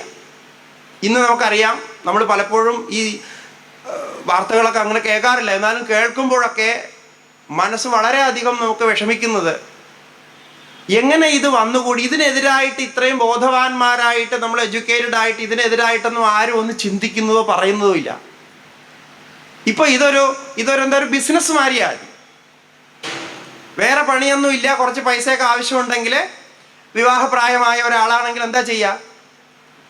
അടുത്ത പണി അത് ചെയ്യാം. എന്നിട്ട് ആദ്യം പോയിട്ട് കണ്ടീഷൻ വെക്കുക. സ്ത്രീധന വ്യവസ്ഥ നമ്മുടെ സനാതന ധർമ്മത്തില് അനുവദനീയമല്ല. ഞാനിപ്പോൾ ഈ അടുത്ത കാലത്ത് ഇതൊക്കെ കുറിച്ച് കേട്ടതിന് ശേഷം നമുക്കറിയാവുന്ന എല്ലാവരുടെ അടുത്തും പറയുന്നത്, നിങ്ങളിതിനെതിരായിട്ട് ബോധവൽക്കരണം നടത്തണം. അത് മാറേണ്ട സമയമായി. ഇല്ലെങ്കിലൊന്ന് ആലോചിച്ച് നോക്കുക, ഓരോ കുടുംബത്തിൽ എത്ര പ്രശ്നം അതുകൊണ്ടുണ്ടാവുന്നത്. അങ്ങനെ പോയിട്ട് ഒരു കുടുംബം ആയിട്ട് നമ്മൾ താമസിക്കുമ്പോൾ, ഒരുമിച്ച് താമസിക്കുമ്പോൾ എപ്പോഴെങ്കിലും സുഖം ഉണ്ടാവുന്നുണ്ടോ? എന്താണ് അതിൻ്റെ അർത്ഥം? എങ്ങനെയാണ് ഈ സ്ത്രീധനം? എന്താണ് അതിൻ്റെ ഒരു തത്വം എന്ന് ഒരു രീതിയിലും, കാരണം ഒരു രീതിയിലും ശാസ്ത്രീയമല്ല, മാനുഷികമല്ല, സാമാജികമല്ല അത്. അതുകൊണ്ട് നിങ്ങളിവിടെ കേൾക്കുന്നവരും ഉറപ്പോടുകൂടി തന്നെ ഇത് മാറ്റാൻ ശ്രമിക്കണം. കാരണം ഇതൊരു അഭിശാപമാണ്. ഭാവിയിൽ അത് വലിയ പ്രശ്നം ഉണ്ടാക്കും. അപ്പോൾ ചോദിക്കുന്നൊരു ചോദ്യം, ഇപ്പം നിങ്ങളിപ്പോൾ എന്നോട് ചോദിക്കുന്നില്ല, പക്ഷെ ചോദിക്കാറുണ്ട് ആൾക്കാർ, എന്താണ് അപ്പോൾ അച്ഛനും അമ്മയുടെയൊക്കെ സ്വത്ത് എന്ത് ചെയ്യും? അവരെന്താ ചെയ്യുക? അതിനൊന്നും നമ്മൾ ചിന്തിക്കേണ്ട കാര്യമില്ല. അതിന് നിയമവ്യവസ്ഥയുണ്ട്. അച്ഛനും അമ്മയ്ക്കും സ്വത്തുണ്ടെങ്കിൽ ഇന്നലെ പറഞ്ഞതുപോലെ അത് സ്വാഭാവികമായിട്ട് മക്കൾക്കാണ് വരിക. നിയമപരമായിട്ട് അത് മക്കൾക്ക് ലഭിക്കുന്നതാണ്. പക്ഷേ വിവാഹത്തിന് വധുവിനെ ചോദിച്ചു പോകുമ്പോൾ ഒരിക്കലും ധനത്തിൻ്റെ കണക്ക് പറഞ്ഞ് ബന്ധമുണ്ടാക്കരുത്. അപ്പോൾ ബന്ധമുണ്ടാക്കുന്നത് മനുഷ്യനോടല്ല, സ്ത്രീയോടല്ല, ഒരു കുടുംബം ഒരുമിച്ച് തൻ്റെ സഹധർമ്മിണിയായിട്ട് അവിടെ ബന്ധമുണ്ടാക്കുന്നതല്ല, മറിച്ച് ധനമാണ് അവിടെ ബന്ധത്തിന് കാരണം. ഇതിന് എത്ര ബുദ്ധി വേണം ഇത് മനസ്സിലാക്കാൻ? എന്ത് സാമാജിക തത്വമാണ് നമ്മൾ അറിയുന്നത്? എന്ത് മാനുഷിക ബന്ധമാണ് നമ്മൾ ഇതിൽ നിന്ന് മനസ്സിലാക്കുന്നത്? അതുകൊണ്ട് എത്രയെത്ര ആത്മഹത്യകളാണ് നടക്കുന്നത്, എത്രയെത്ര കുടുംബങ്ങൾ അതുകൊണ്ട് തകരുന്നു. സന്തോഷമായി ജീവിച്ചു തുടങ്ങിയ കുടുംബം പിന്നീട് തകരുന്നു. ഇനി പൈസ ഇല്ലാതെ വിവാഹ ജീവിതം നയിക്കാൻ പറ്റാത്തവരുണ്ടെങ്കിൽ, നമ്മുടെ സ്വാമിജി പറയാറുണ്ട്, അങ്ങനെ ഉണ്ടെങ്കിൽ, അതിന് ധൈര്യമില്ലെങ്കിൽ, വിവാഹ ജീവിതത്തിലേക്ക് പോകാൻ ധൈര്യമില്ലെങ്കിൽ, പറ്റില്ല എന്നുണ്ടെങ്കിൽ വിവാഹം കഴിക്കരുത്. അങ്ങനെ ഒരു ഓപ്ഷൻ ഉണ്ടല്ലോ. അപ്പോൾ വിവാഹം കഴിക്കാൻ പോയാൽ സഹധർമ്മിണിയെ നോക്കാനും കുടുംബത്തെ നോക്കാനുമുള്ള ധൈര്യവും പ്രാപ്തിയും ചിന്തിച്ചിരിക്കണം, മനസ്സിലാക്കിയിരിക്കണം, ചെയ്തിരിക്കണം. അല്ല വിവാഹം കഴിച്ചില്ലെങ്കിൽ ആരെയും പിടിച്ച് ജയിലിടുകയൊന്നുമില്ല. പിന്നെ അങ്ങനെ വിവാഹം കഴിക്കാൻ അത്രയും ഭയമാണെങ്കിൽ ഇങ്ങനൊരു ഓപ്ഷൻ ഉണ്ടല്ലോ. അപ്പോൾ സന്യാസം ആകാമെന്നുള്ളൊരു ഓപ്ഷനുണ്ട്. അപ്പോൾ തീർച്ചയായിട്ടും അത് ചിന്തിക്കേണ്ട കാര്യമാണ്. അപ്പോൾ ഗൃഹ്യസൂത്രങ്ങളിലെ ഇതിനെക്കുറിച്ച് വ്യക്തമായിട്ട് മനസ്സിലാക്കാം, പൂർണ്ണമായിട്ടും. അങ്ങനെയാണ് കൽപ്പസൂത്രങ്ങൾ എന്ന് പറയുന്നത്. പിന്നെ ശുൽബസൂത്രങ്ങൾ എന്ന് പറയും. ശുൽബസൂത്രങ്ങൾ എന്ന് പറഞ്ഞാൽ ഈ നമ്മളെ വാസ്തുശാസ്ത്രമില്ലേ, വാസ്തുശാസ്ത്രത്തിൻ്റെ ഒരു പഴയ രൂപമാണ് ശുൽബസൂത്രങ്ങൾ. ശുൽബസൂത്രങ്ങളിൽ നിന്നാണ് വാസ്തുശാസ്ത്രം വന്നത്. അതിൽ ഈ വീടുകൾ ഉണ്ടാക്കുന്ന രീതി, കാരണം ഗൃഹസ്ഥ ആശ്രമം വയ്ക്കുമ്പോൾ അവിടെ ഉണ്ടാക്കുന്ന രീതി, വാസ്തുശാസ്ത്രം, അതൊക്കെയാണ് അതിൽ പറയുന്നത്. ഇങ്ങനെ വേദം, വേദാംഗങ്ങൾ, പിന്നെ ഉപവേദങ്ങളുണ്ട്. ഉപവേദങ്ങളിൽ നമുക്കറിയാം, ഋഗ്വേദത്തിൻ്റെ ആയുർവേദം ഉപവേദമാണ്, യജുർവേദത്തിൻ്റെ ധനുർവേദം ഉപവേദമാണ്, സാമവേദത്തിന് ഗാന്ധർവ വേദം അതായത് സംഗീതശാസ്ത്രം ഉപവേദമാണ്, അഥർവവേദത്തിന് അവിടെ രണ്ട് ഉപവേദങ്ങളുണ്ട്, അർത്ഥശാസ്ത്രവും സ്ഥാപത്യശാസ്ത്രവും. ഇതൊക്കെ അഥർവവേദത്തിൻ്റെ ഉപവേദങ്ങളാണ്. അപ്പോൾ ഇതൊക്കെ എന്തിനാണെന്ന് ചോദിച്ചാൽ എന്തിനാണ്? അത് മറന്നു പോകരുത്. ഈ 4 പുരുഷാർത്ഥങ്ങൾ സാധിക്കാനാണ്.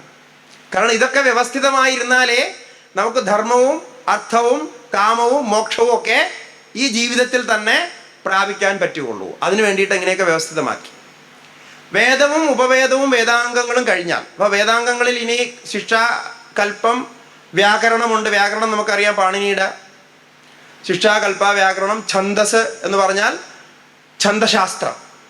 ഈ ശ്ലോകങ്ങളൊക്കെ ഉണ്ടല്ലോ, ശ്ലോകങ്ങളൊക്കെ ഏത് ഛന്ദസ്സിലാണ്, ഏത് മീറ്ററിലാണെന്ന് അറിയുന്ന വൃത്തശാസ്ത്രം നമ്മൾ സ്കൂളിലൊക്കെ പഠിച്ചിട്ടുണ്ടാവും. അതിനെയാണ് ഛന്ദശാസ്ത്രം എന്ന് പറയുന്നത്. പാണിനിയുടെ വ്യാകരണവും പാണിനിജിയുടെ അനുജൻ്റെ പിങ്കളാചാര്യൻ്റെ ഛന്ദശാസ്ത്രവും ഉണ്ട്. അത് വേദത്തിലും ഛന്ദസ്സിനെ കുറിച്ച് പറയുന്നുണ്ട്. പിന്നെ ജ്യോതിഷവും നിരുക്തവും. ജ്യോതിഷം നമുക്ക് പ്രസിദ്ധമാണ്, എല്ലാവർക്കും അറിയാം ജ്യോതിഷത്തിനെ കുറിച്ച്. ജ്യോതിഷത്തിലും ഒരുപാട് അധ്യയനങ്ങൾ, ഒരുപാട് സ്റ്റഡികൾ നടന്നിട്ടുള്ള ഒരു ശാസ്ത്രശാഖയാണ് ജ്യോതിഷം. ഗണിതത്തിൻ്റെ കാര്യത്തിലായാലും അതുപോലെ തന്നെ ഗ്രഹനക്ഷത്രങ്ങളുടെ ചലനമാകുന്ന അതൊക്കെ ആയാലും, ആസ്ട്രോളജി, ആസ്ട്രോണമി, പിന്നെ മാത്തമാറ്റിക്സ്, വൈദിക മാത്തമാറ്റിക്സ്, ഇതെല്ലാം നിൽക്കുന്നത് ജ്യോതിശാസ്ത്രത്തിലാണ്. ഒരു വിശാലമായ ശാസ്ത്രമാണ്. അത് കംപ്ലീറ്റ്ലി സയൻറ്റിഫിക് ആണ്. അതിലൊന്നും കൽപ്പനയില്ല. ആൾക്കാർ പറയാറുണ്ടല്ലോ ജ്യോതിശാസ്ത്രം പറ്റിപ്പാണെന്ന്. ജ്യോതിശാസ്ത്രം പറ്റിപ്പല്ല, പക്ഷെ ജ്യോതിശാസ്ത്രം പ്രയോഗിക്കുന്നവർ അവർ ശരിക്കത് പഠിക്കാതെ പ്രയോഗിക്കുമ്പോൾ അതിൽ തെറ്റ് വരും. അതിൻ്റെ കണക്കുകളെല്ലാം കണക്കിലാണ് പോകുന്നത്. ജ്യോതിശാസ്ത്രത്തിൻ്റെ പ്രത്യേകത കണക്കുകളാണെല്ലാം. കണക്കെങ്കിലും തെറ്റില്ലല്ലോ. കണക്ക് തെറ്റുന്നെങ്കിൽ ചെയ്യുന്ന ആളുടെ പ്രശ്നമാണ്. അങ്ങനെയാണ് അതിലുള്ളത്. ഇപ്പോൾ നമുക്ക് ആഴ്ചയിൽ 7 ദിവസങ്ങളുണ്ട്. ഞായർ, തിങ്കൾ, ചൊവ്വ, ബുധൻ, വ്യാഴം, വെള്ളി, ശനി എന്ന്. ഈ 7 ദിവസങ്ങളുടെ ഈ 7 പേരുകൾ വച്ചിരിക്കുന്നതിന് ജ്യോതിശാസ്ത്രപരമായിട്ട് കാരണമുണ്ട്. അങ്ങനെ ഓരോന്നിനും വർഷത്തിലെ മാസങ്ങളുടെ നിയമം, മാസങ്ങളുടെ പേര്. ഇപ്പോൾ ധനുർമാസം നടക്കുന്നു. ധനുർമാസത്തിൻ്റെ അർത്ഥം എന്താണെന്ന് അറിയാമോ? ധനുർമാസം എന്തുകൊണ്ടാണ് ധനുർമാസമായത്? ഇപ്പോൾ സൂര്യൻ ധനുരാശിയിലാണ് നിൽക്കുന്നത്. ധനുരാശി എന്ന് പറഞ്ഞാൽ ആ നക്ഷത്രങ്ങളുടെ സമൂഹം, അവിടെയാണ് ഇപ്പോൾ സൂര്യൻ നിൽക്കുന്നത്. അപ്പോൾ ഏകദേശം 1 മാസമാണ് നിൽക്കുക. അപ്പോൾ അത് കഴിഞ്ഞ് അടുത്ത രാശിയിലേക്ക്, മകരരാശിയിലേക്ക് പ്രവേശിക്കും. മകരരാശിയിലേക്ക് പ്രവേശിക്കുന്നതാണ് മകരസംക്രാന്തി. അങ്ങനെ വർഷത്തിൽ 12 സംക്രാന്തികളുണ്ട്, നമുക്ക് 12 മാസങ്ങളുണ്ട്, ഇങ്ങനെ ചന്ദ്രമാസമുണ്ട്. ഇതൊക്കെ ജ്യോതിഷത്തിൻ്റെ കാര്യമാണ്. അതിൽ ഗണിതശാസ്ത്രപരമായിട്ട് വലിയ വലിയ ചിന്തനങ്ങൾ നടന്നിട്ടുണ്ട്. അതിന് നമ്മൾ പൂജ്യം കണ്ടെത്തിയത് 0, പൂജ്യം കണ്ടെത്തിയത് ആരാണ് ലോകത്ത് ആദ്യമായിട്ട്? അറിയാമോ? നമ്മുടെ ജ്യോതിശാസ്ത്ര പണ്ഡിതര്. ഭാരതമാണ് പൂജ്യം ലോകത്തിന് സംഭാവന ചെയ്തത്. കാരണം ഈ ഗണിതശാസ്ത്രത്തിൻ്റെ ഇത്രയും ഡീപ്പായിട്ടുള്ള സ്റ്റഡീസ് ഇവിടെ ഉണ്ടായിരുന്നുള്ളൂ. നമ്മൾ ഇവിടെ തന്നെ, നിങ്ങളുടെ അയൽപക്കത്ത് തന്നെ വലിയ ഒരു ജ്യോതിഷ പണ്ഡിതൻ ഉണ്ടായിരുന്നു, ആസ്ട്രോണമി ഒക്കെ വിശ്ലേഷണം ചെയ്തിരുന്ന ആള്. ആരാണ്? കേട്ടിട്ടുണ്ടോ? സംഗമമാധവൻ. ഒന്ന് ആലോചിച്ച് നോക്ക, 14ാം സെഞ്ചുറിയിൽ അദ്ദേഹം ഇവിടെ ഈ ഗ്രാമത്തിൽ ഒരു ചെറിയ അമ്പലത്തിൻ്റെ ചുറ്റുവട്ടത്ത് ജീവിച്ചുകൊണ്ട് എത്ര വലിയൊരു കാര്യമാണ് ചെയ്തത്. അദ്ദേഹത്തിൻ്റെ തിയറി ഇന്നും ലോകത്ത് പഠിക്കുന്നുണ്ട്. പക്ഷെ നമുക്കിവിടെ അറിയില്ല. ഇപ്പം ഇന്നലെയാണ് ഞാൻ ആദ്യമായിട്ട് അവിടെ പോയിട്ട് അതൊക്കെ കണ്ടുവന്നത്. പൈയുടെ വില, അതാണ് അദ്ദേഹത്തിൻ്റെ ഏറ്റവും ഇമ്പോർട്ടൻ്റ് ആയിട്ടുള്ള കണ്ടുപിടുത്തം. ഈ ശാസ്ത്രജ്ഞൻ, ഇദ്ദേഹം അമേരിക്കയിലോ റഷ്യയിലോ ജർമ്മനിയിലോ ബ്രിട്ടനിലോ ഏതെങ്കിലും വിദേശ രാജ്യത്തായിരുന്നുവെങ്കിൽ ഇന്ന് ലോകം മുഴുവൻ ഇദ്ദേഹത്തിൻ്റെ സിദ്ധാന്തം പഠിച്ചേനെ. ഇപ്പോൾ അദ്ദേഹത്തിൻ്റെ ഗ്രന്ഥങ്ങൾ പോലും അത് എഴുതി വെച്ചതൊക്കെ അവിടെ എവിടെയൊക്കെ ഉണ്ട്. അതൊന്നും അവർക്കൊരു നിശ്ചയമില്ല. ഒന്ന് ആലോചിച്ച് നോക്ക്. അത്ര വലിയ പണ്ഡിതന്മാർ. നീലകണ്ഠ സോമയാജി, അതിന് അദ്ദേഹത്തിന് ശേഷം വന്ന ആള്. ഇങ്ങനെ ജ്യോതിശാസ്ത്രത്തില്, കേരളത്തിൻ്റെ ജ്യോതിശാസ്ത്രം ഒരു പ്രത്യേകതയാണ്, അതുണ്ടായിട്ടുണ്ട്. നിരുക്തം എന്ന് പറഞ്ഞാൽ വേദമന്ത്രങ്ങളുടെ അർത്ഥം പറയുന്നതാണ് നിരുക്തം. അങ്ങനെയുള്ള നിരുക്തങ്ങൾ, ഇതാണ് വേദം, വേദാംഗം, ഉപവേദങ്ങൾ. ഒരു ചെറിയ പരിചയം. ഇതൊക്കെ കുറിച്ച് വിസ്തരിച്ച് പറയാനുണ്ട്. അതിലുള്ള കണ്ടുപിടുത്തങ്ങൾ, അതിലുള്ള സയൻറ്റിഫിക്കായിട്ട് ഇന്ന് സയൻസ് കണ്ടുപിടിച്ച കണ്ടുപിടുത്തങ്ങൾ, നേരത്തെ തന്നെ കണ്ടുപിടിച്ചത്, ഇപ്പോൾ ഗുരുത്വാകർഷണം പോലെയുള്ള കാര്യങ്ങൾ, ഇങ്ങനെ ഒരുപാട് കാര്യങ്ങൾ പറയാനുണ്ട്. അതൊക്കെ പിന്നെ ഏതെങ്കിലും സന്ദർഭത്തിലാവാം. അത് കഴിഞ്ഞാൽ നമ്മുടെ പ്രാമാണിക ഗ്രന്ഥങ്ങൾ ഏതാണെന്ന് ചോദിച്ചാൽ, വേദവും വേദത്തിലും വേദാംഗങ്ങളിലും ഒക്കെ പറഞ്ഞ വിഷയങ്ങൾ കുറച്ചുകൂടി പ്രാക്ടിക്കലായിട്ട്, ആനുകാലികമായിട്ട് പറഞ്ഞ് മനസ്സിലാക്കി തരുന്നതാണ് സ്മൃതികൾ. സ്മൃതികൾ എന്ന് പറയും. അതിൽ യാജ്ഞവൽക്യ സ്മൃതി, മനുസ്മൃതി, പിംഗള സ്മൃതി, ഇങ്ങനെ 56 സ്മൃതികൾ കിട്ടിയിട്ടുണ്ട്. 56 സ്മൃതികൾ. അതിൽ കലിയുഗത്തിൻ്റെ ഈ ഘട്ടം തുടങ്ങി ഇനി വരാൻ പോകുന്നത് പരാശര സ്മൃതിയാണ്. ഈ സ്മൃതി എന്ന് പറഞ്ഞാൽ എന്തെന്ന് ചോദിച്ചാൽ, ഇത് നിയമസംഹിതയാണ്. നമുക്കിപ്പോൾ ഭാരതത്തിനൊരു ഭരണഘടന ഉണ്ടല്ലോ, ഭരണഘടന, കോൺസ്റ്റിറ്റ്യൂഷൻ. അപ്പോൾ ഇതും ഓരോരോ കാലത്ത് ഓരോരോ സമയത്ത് നമ്മുടെ ഈ 4 പുരുഷാർത്ഥങ്ങളൊക്കെ പ്രാപിക്കാൻ സമൂഹത്തിൽ മുഴുവൻ ഉണ്ടായിരിക്കേണ്ട ആനുകാലികമായ ഒരു ഭരണഘടന വ്യവസ്ഥയാണ് ഈ നിയമസംഹിത. അപ്പോൾ ഇന്ന് നമ്മൾ നോക്കുമ്പോൾ പഴയ നിയമസംഹിതകളിൽ എഴുതിയൊക്കെ പലതും തെറ്റാണെന്ന് തോന്നും. അങ്ങനെ ഉണ്ടാവും. കാരണം അതിന് ആനുകാലികമായ വ്യത്യാസം വരുത്താം.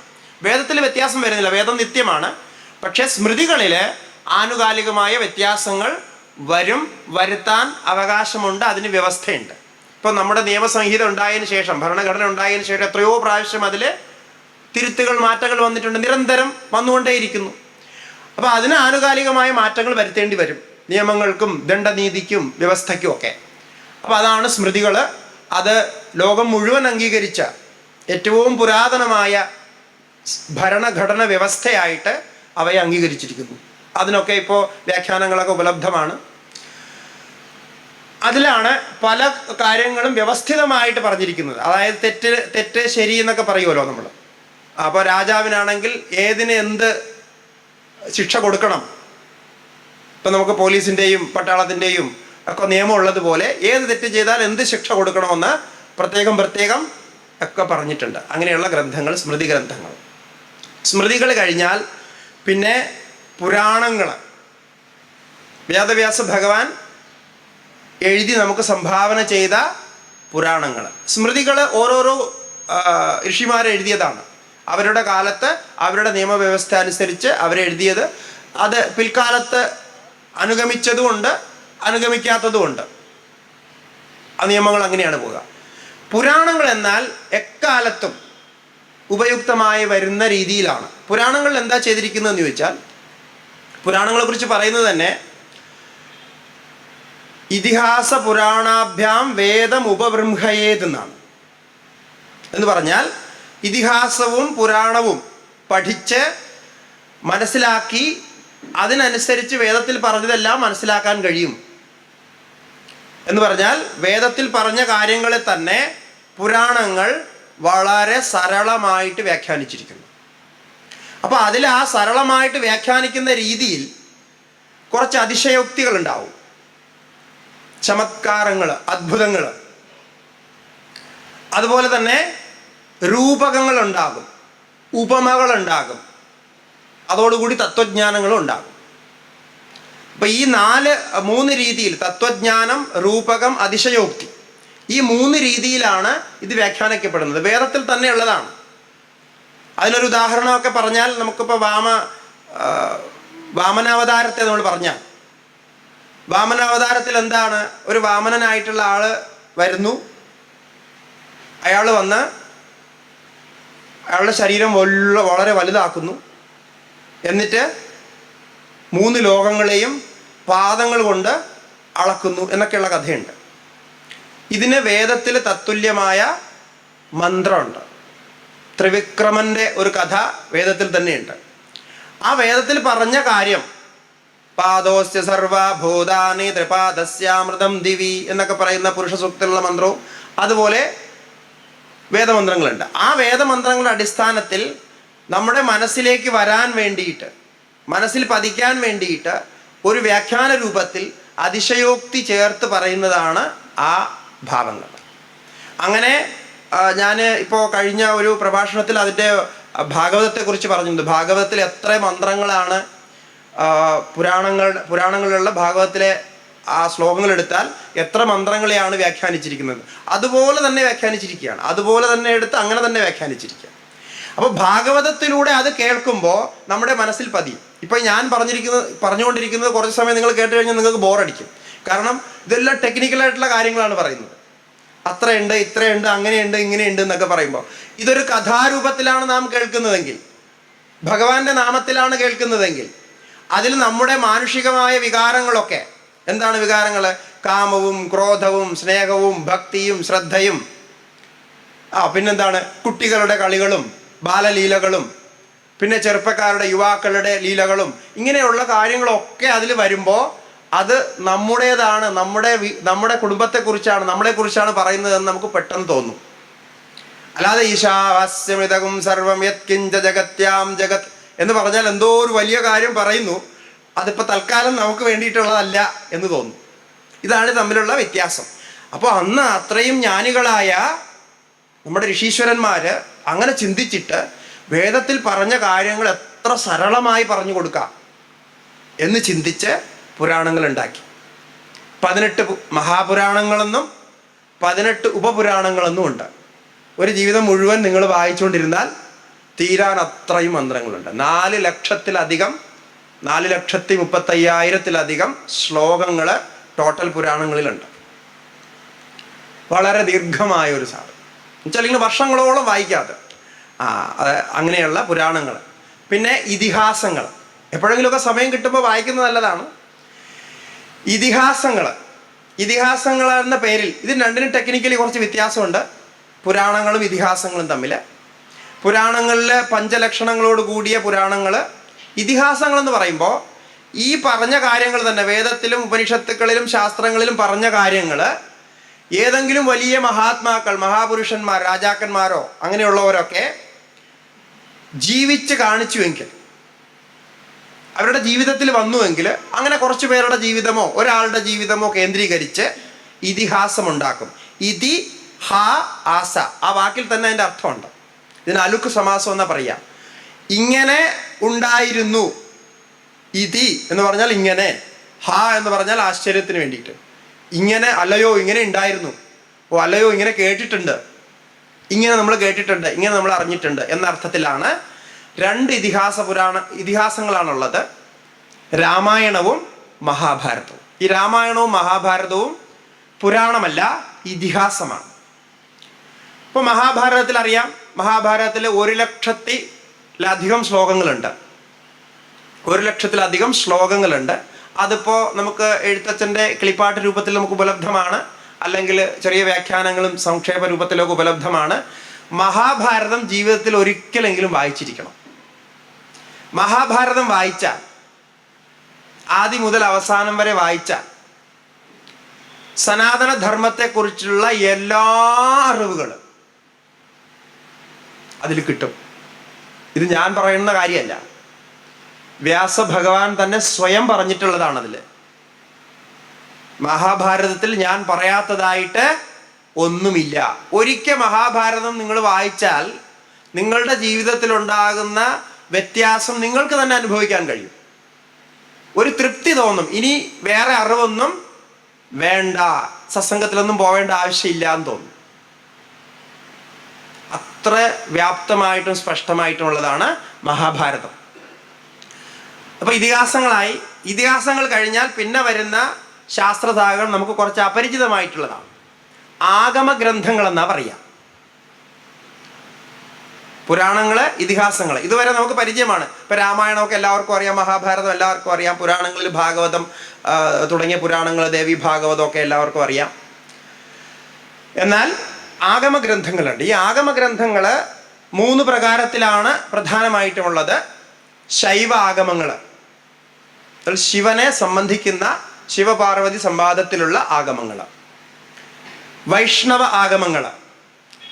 ആഗമങ്ങളിൽ വിഷ്ണു ഭഗവാനും അല്ലെങ്കിൽ ഭഗവാൻ ശ്രീകൃഷ്ണന്റെ രൂപത്തിലും വിഷ്ണു ഭഗവാന്റെ ഭക്തന്മാരായിട്ടുള്ളവരും പിന്നെ മറ്റ് ഭക്തന്മാർ, ഇപ്പൊ നാരദനോ ഹനുമാനോ അങ്ങനെയൊക്കെയുള്ള ഭക്തന്മാരുമായിട്ടുള്ള സംവാദ രൂപത്തിലൊക്കെയാണ് വൈഷ്ണവ ആഗമ ഗ്രന്ഥങ്ങൾ വരുന്നത്. അതിലെ പഞ്ചരാത്ര സിദ്ധാന്തം എന്ന സിദ്ധാന്തമാണ് പ്രസിദ്ധമായിട്ടുള്ളത്. ആ സിദ്ധാന്തം അനുസരിച്ച് ജീവിക്കുന്നവരാണ് ഇന്ന് നമ്മുടെ വൈഷ്ണവരായിട്ടുള്ളവരെല്ലാം. ഇപ്പോൾ രാമാനുജ ആചാര്യരുടെയും മറ്റും പരമ്പരയൊക്കെ നമുക്കറിയാം. വൈഷ്ണവ സിദ്ധാന്തം, വിഷ്ണു ഭഗവാനാണ് ഏറ്റവും വലിയ ഈശ്വരൻ എന്ന് കരുതുന്നവർ, അത് ആഗമത്തിൽപ്പെടുന്നതാണ്. പിന്നെ 3ാമത്തെ ആഗമം ശാക്തേയ ആഗമങ്ങളാണ്. ശക്തിയെ, ദേവിയെക്കുറിച്ച് പറയുന്ന ആഗമഗ്രന്ഥങ്ങൾ. ഇങ്ങനെ ആഗമഗ്രന്ഥങ്ങൾ 3 ഉണ്ട്. ഇപ്പൊ തന്നെ വളരെ വിസ്തരിച്ചതായി. അപ്പൊ ഇതൊന്നും നമ്മൾ കണ്ടിട്ടേ ഇല്ല. ഈ ശൈവ വൈഷ്ണവ ശാക്ത ആഗമങ്ങളൊന്നും നമുക്ക് സുപരിചിതമല്ല. കുറേയൊക്കെ പ്രകാശിക്കപ്പെട്ടിട്ടുണ്ട്. അങ്ങനെ അനേകം ഗ്രന്ഥങ്ങളുണ്ട് അവിടെ. അപ്പൊ ഈ ആഗമങ്ങളുടെ ഒരു ഭാഗമാണ്, ശാക്തേയ ആഗമങ്ങളുടെ ഒരു ഭാഗമാണ് നമ്മുടെ ഇപ്പോൾ നാട്ടിലൊക്കെ പ്രസിദ്ധമായിട്ടുള്ള ശ്രീവിദ്യ ഉപാസനയും ദേവി ഉപാസനയും ഒക്കെ ആയിട്ട് ബന്ധപ്പെട്ട് കിടക്കുന്ന കാര്യങ്ങളൊക്കെ ഈ ആഗമഗ്രന്ഥങ്ങളിൽ പെടുന്നതാണ്. ആഗമഗ്രന്ഥങ്ങൾ കഴിഞ്ഞാൽ പിന്നെ നമുക്ക് ദർശനശാസ്ത്രങ്ങളെ മനസ്സിലാക്കാം. ദർശനശാസ്ത്രങ്ങൾ അത് വേറെയാണ്. സാഖ്യദർശനം, യോഗദർശനം, ഇന്നിപ്പോൾ ലോകത്ത് പ്രസിദ്ധമായിട്ടുള്ള യോഗദർശനം. ശ്രീമദ് ഭഗവത്ഗീത കഴിഞ്ഞാൽ ലോകത്ത് ഏറ്റവും കൂടുതൽ വ്യാഖ്യാനിക്കപ്പെടുകയും ചിന്തിക്കപ്പെടുകയും മനനം ചെയ്യുകയും ചെയ്തിട്ടുള്ള നമ്മുടെ ഒരു ശാസ്ത്രഗ്രന്ഥമുണ്ടെങ്കിൽ അത് പതഞ്ജലി മഹർഷി കൃതമായിട്ടുള്ള യോഗശാസ്ത്രമാണ്. ലോകത്ത്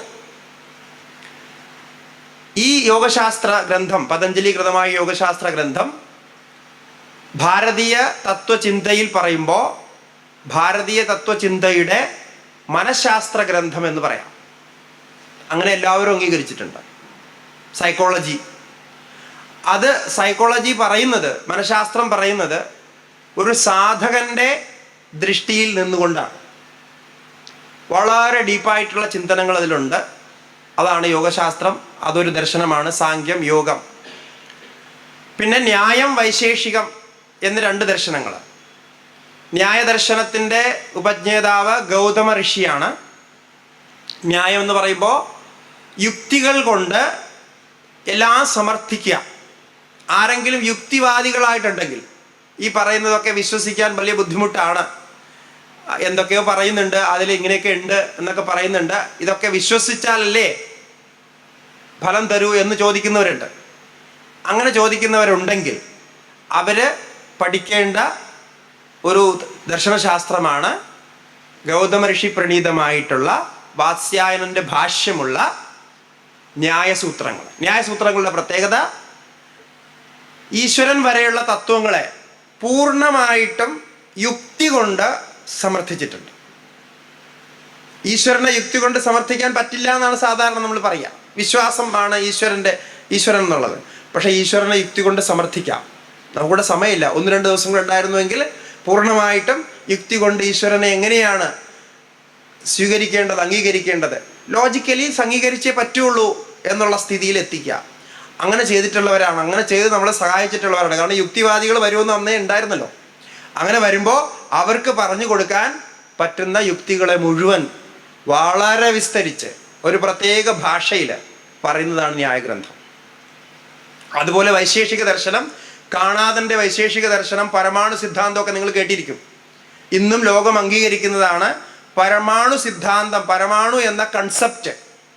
ഇപ്പം ഇന്ന് നമുക്കറിയാവുന്ന ആറ്റംസ് അല്ല അദ്ദേഹം പറഞ്ഞത് എന്ന് നമുക്ക് വയ്ക്കാം. കാരണം ന്യൂട്രോണും ഇലക്ട്രോണും പ്രോട്ടോണും ഒന്നും അദ്ദേഹം പറഞ്ഞിട്ടില്ല.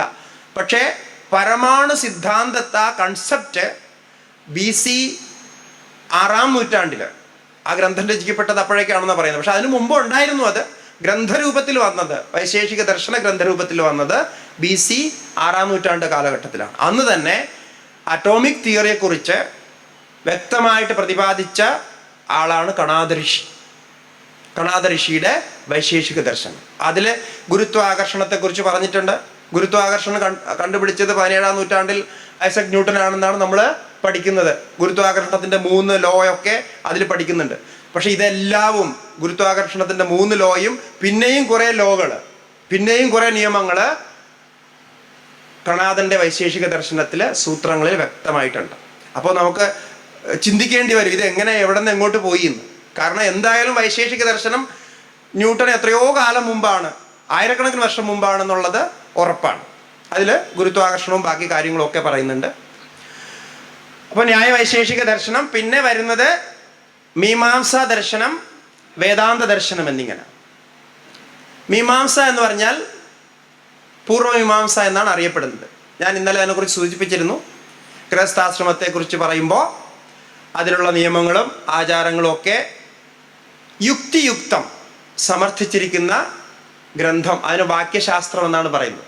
അതിൻ്റെ പ്രതിപാദന രീതിയുടെ ഒരു പ്രത്യേകത അത് നമ്മൾ മനസ്സിലാക്കിയിരിക്കണം. കാരണം പ്രതിപാദിച്ച വിഷയങ്ങൾ എന്താണെന്നുള്ളത് വളരെ വിസ്തരമാണ്. അതിൽ എന്താ പറയുക, 962 സബ്ജക്ട്സ് കേസുകൾ ഡീൽ ചെയ്തിട്ടുണ്ട്. അത് കേസുകളെന്ന് തന്നെ പറയാം. അങ്ങനെയാണത് ഡീൽ ചെയ്തിരുന്നത്. ഇപ്പോൾ നമ്മളൊരു കോർട്ടിൽ പോയൊരു കേസ് കൊടുത്തെന്ന് വയ്ക്കാം. കേസ് കൊടുത്താൽ എന്താ ഉണ്ടാവുക? ആ കേസിന് ഒരു വാദിയും ഒരു പ്രതിയും ഉണ്ടാവും, അല്ലേ? അപ്പോൾ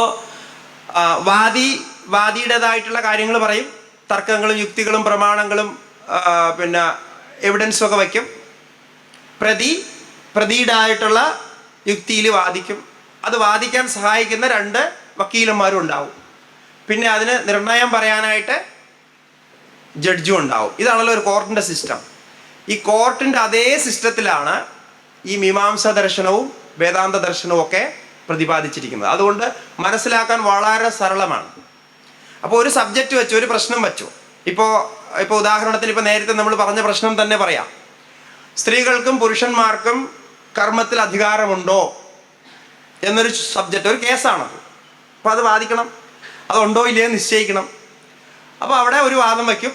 അത് അങ്ങനെ പാടുണ്ടോ പാടില്ലയോ എന്നുള്ളതൊക്കെ യുക്തികളും തർക്കങ്ങളും വെറുതെ പറഞ്ഞാൽ പോരാ, അതിനെല്ലാം പ്രമാണങ്ങൾ വേണം. ആ പ്രമാണങ്ങളൊക്കെ വച്ച് അതിനെ സമർത്ഥിക്കും. അപ്പോൾ അടുത്ത പക്ഷം അവരുടെ പ്രമാണം വെച്ച് വാദിക്കും. ഇങ്ങനെ രണ്ടുപേരുടെയും വാദം കഴിഞ്ഞിട്ട് അവസാനം നിർണയം ഇതാണ് എന്ന് ജഡ്ജ്മെൻ്റ് ഉണ്ടാവും. വളരെ സുന്ദരമായ വ്യവസ്ഥിതമായ രീതിയിലാണ് അതുണ്ടാക്കിയിരിക്കുന്നത്.